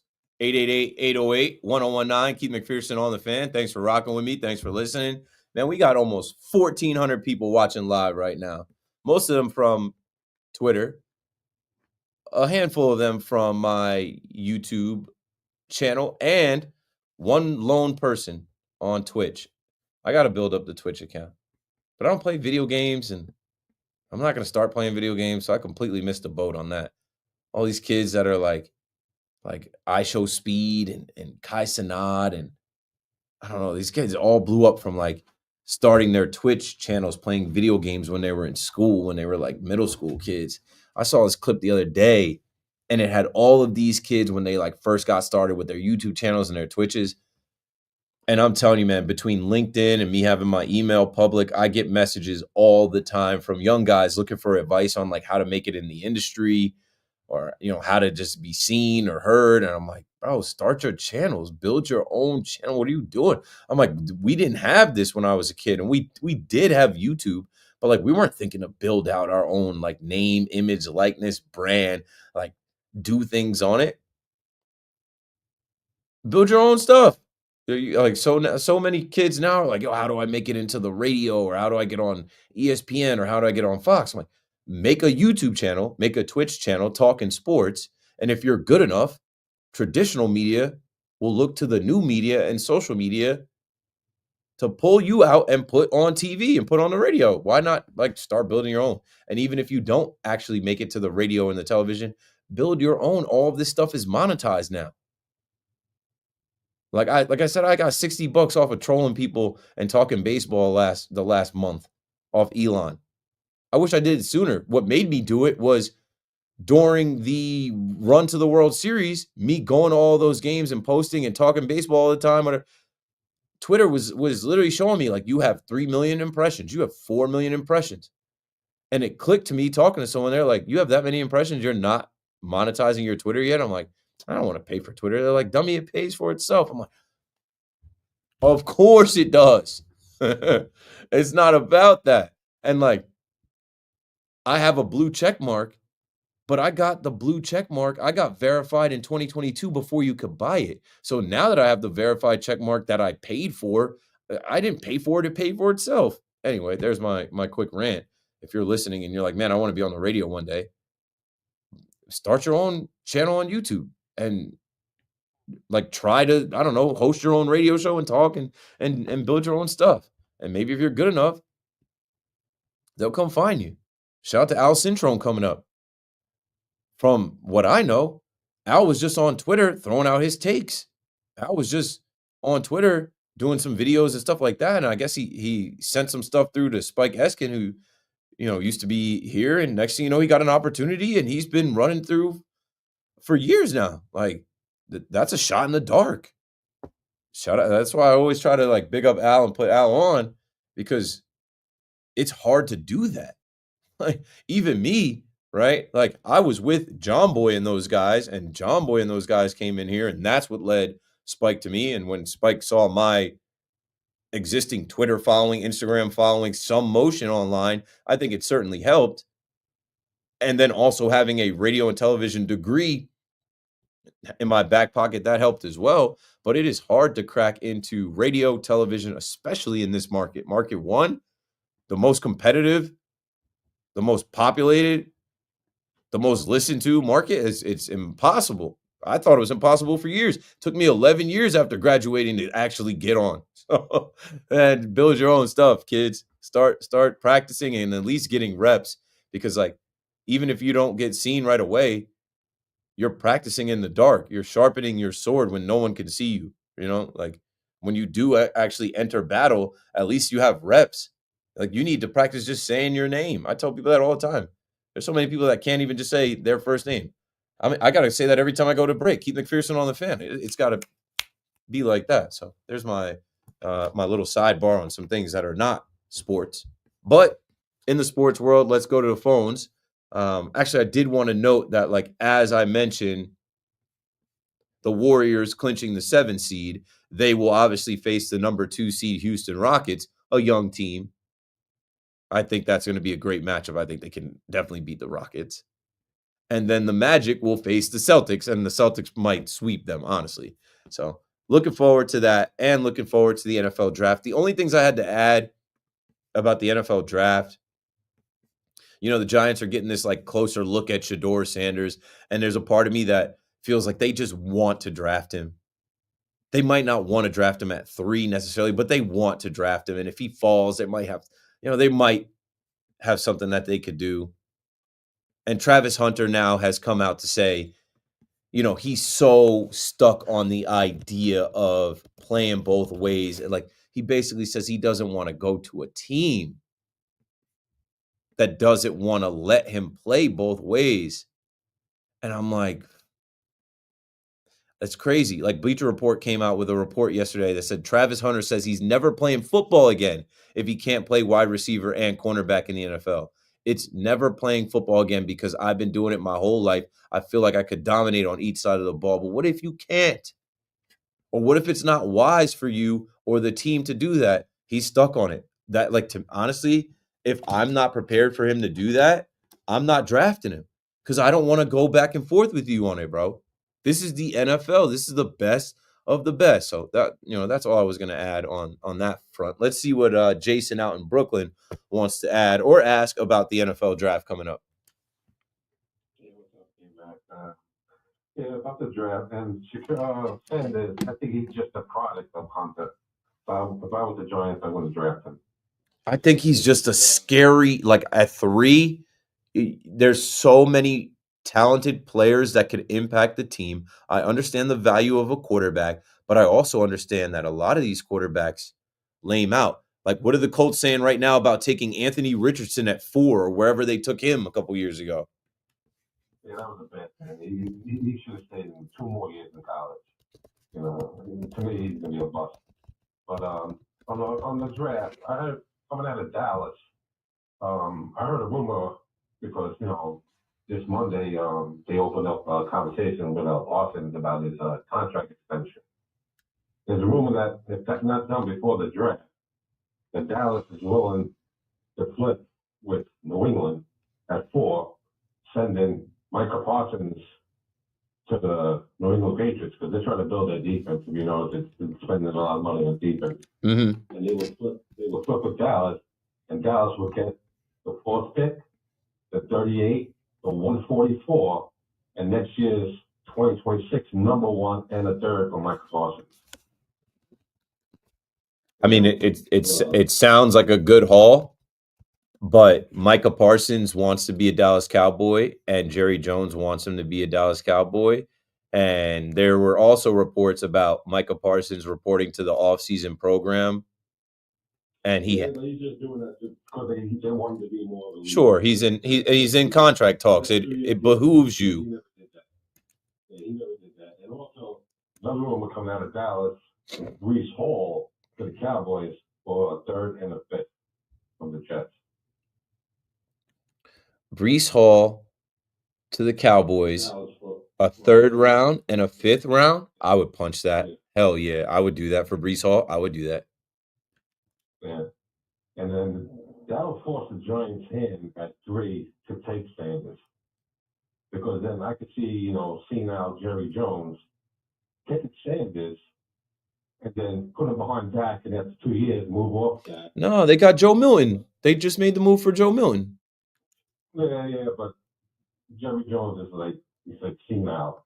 Yeah, I think they're starting to push Jerry Jones. I don't think Jerry Jones was the one that made the move for Milton with the Patriots. And I don't know if they're going to go back to the well trading with the Patriots for Micah. I'm sure they might have discussed it, and that's where the rumor came from. I think Micah stays and gets paid, and Jerry might pay him on draft day because Jerry is all about stealing headlines and doing things and striking when the NFL world is paying attention. That's why he paid Dak on week 1, and he paid. They're looking at $260 million for 5 years.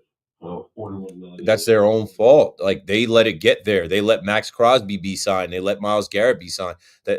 They drag their feet. They have the money. They're the richest franchise. Smart and calculated. He's really smart and calculated. When Josh Allen and the Jaguars, he's a linebacker, but he put himself as a linebacker, but he got like $24 million. Yeah. So what? But Parsons did. He goes, "Oh, I'm a pass rusher.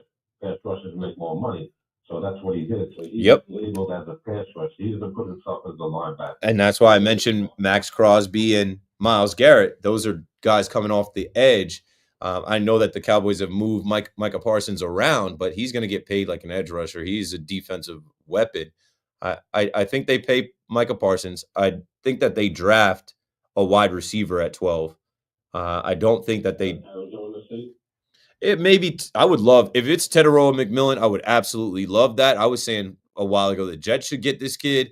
I think he's like for what the Cowboys offense is going to have, he is a great contrast to CeeDee Lamb. With the line, so I can see them taking the guy from Missouri, but they got to replace I don't know if Membu is going to be there at 12. If he is, then yeah, that's a done deal. If they make that trade, they'll be able to get him and a running back and a wide receiver. Yeah, I don't think they're crafty enough. I think Stephen Jones is kind of taking the wheel a little bit more, and Jerry's falling back because Jerry's a clown and he's embarrassed himself with his comments and his moves. And I really don't think that he was the one behind this Joe Milton deal. I think Stephen Jones was kind of dealing with that, and I don't think Stephen is crafty enough to make a draft day trade of this magnitude. It sounds good in like rumors, but we got to think about who the guys actually executing it are, and I don't think that they're skilled enough to pull that off. Well, Jerry Jones is just nuts. He's just about the brand. As long as he makes it funny, he don't care. The Cowboys are $13 billion. He doesn't really care what that is. Yeah, he's 82 going on 83 later this year. I'm just hoping that they are starting to put him in the rocking chair, wheelchair, push him into the back like. I need to take him outside on the barn. Thanks for the call, Jason. Can't say that. Can we say stuff like that? This is Jerry Jones we're talking about. He's a billionaire. He's not going quietly into the night. But I do think that, come on. I've gone over Jerry Jones' mistakes a ton. I do think that, the Dallas Cowboys have gotten to a point now where they're like, okay, Jerry, we got to win. The Eagles, you see the Eagles got back to another Super Bowl and won one. And they're not going anywhere. I saw Emmitt Smith coming out and talking crap about the Eagles because he's still living in his day. Emmitt Smith's quote was, now all of a sudden they win 2 Super Bowls. Well, they have 2 Super Bowl wins total, but the battery is in their back because they've gone to 2 Super Bowls in the last 3 years. But now all of a sudden they win 2 Super Bowls and they think they're the best thing on the planet. And everywhere I go, I hear "Go Birds." I'm sick of hearing "Go Birds." I'm always asking, where are you going? You still got a long way to go to get to the Cowboys. How about them? How about them Cowboys? Trash. Tony's in Montreal. My last call of the night. Tony, you got it. How you doing, Keith? I was listening to your projection, how you got to the show, and you're right. New York is the show, and you got to be confident, and you got to know who you are to be on the radio or in the media. That's what 100%. I love talking to you because you're fair to everybody. You give everybody a shot. So let's say Timber Tony from Montreal. How's that? Timber Tony. Is that what they called you when you played? Where'd that come from? That's just a little bit of a click on my dad, myself, and our business. Out in the country, we take down forest where I am. One of my companies do that. So nice. So we take down the lumber. When I was up in Maine, I loved Maine, and then when we came up north to Canada, up in Cornwall, Ontario, I do a lot of work and that. Similarly, when I go on X, Timber Tony tells the truth. So that's basically who I am on X. I don't think I've ever seen you on there. I'll have to look for you now. I always get a ton of messages and replies, and honestly, I chuck and duck. Most of these tweets, people don't even realize I mute the conversation after a while. I love being opinionated, but I try to respect everybody. I may not make everybody happy, but at least I'm truthful to myself. That's why it's Timber Tony tells the truth. As far as I'm concerned, but that's not always the truth according to other people. But I just want to say one thing. When we talked about superstar athletes, Judge and Clemente the other day, I like the unsung heroes. Like I love Joe Frazier because Joe Frazier, nobody supported him. He was out of the dregs of Philadelphia, and when he was an athlete fighting Muhammad, everyone thought Muhammad hated him. It was promotions, and it was like make the fights bigger than they were. And then when the sad thing is when Joe Frazier died, one of the guys that came through for him was Muhammad Ali, paid for his funeral. Not a lot of people know that. They thought that Muhammad hated Joe Frazier. I like the unsung heroes. I like the athletes that respect their sports.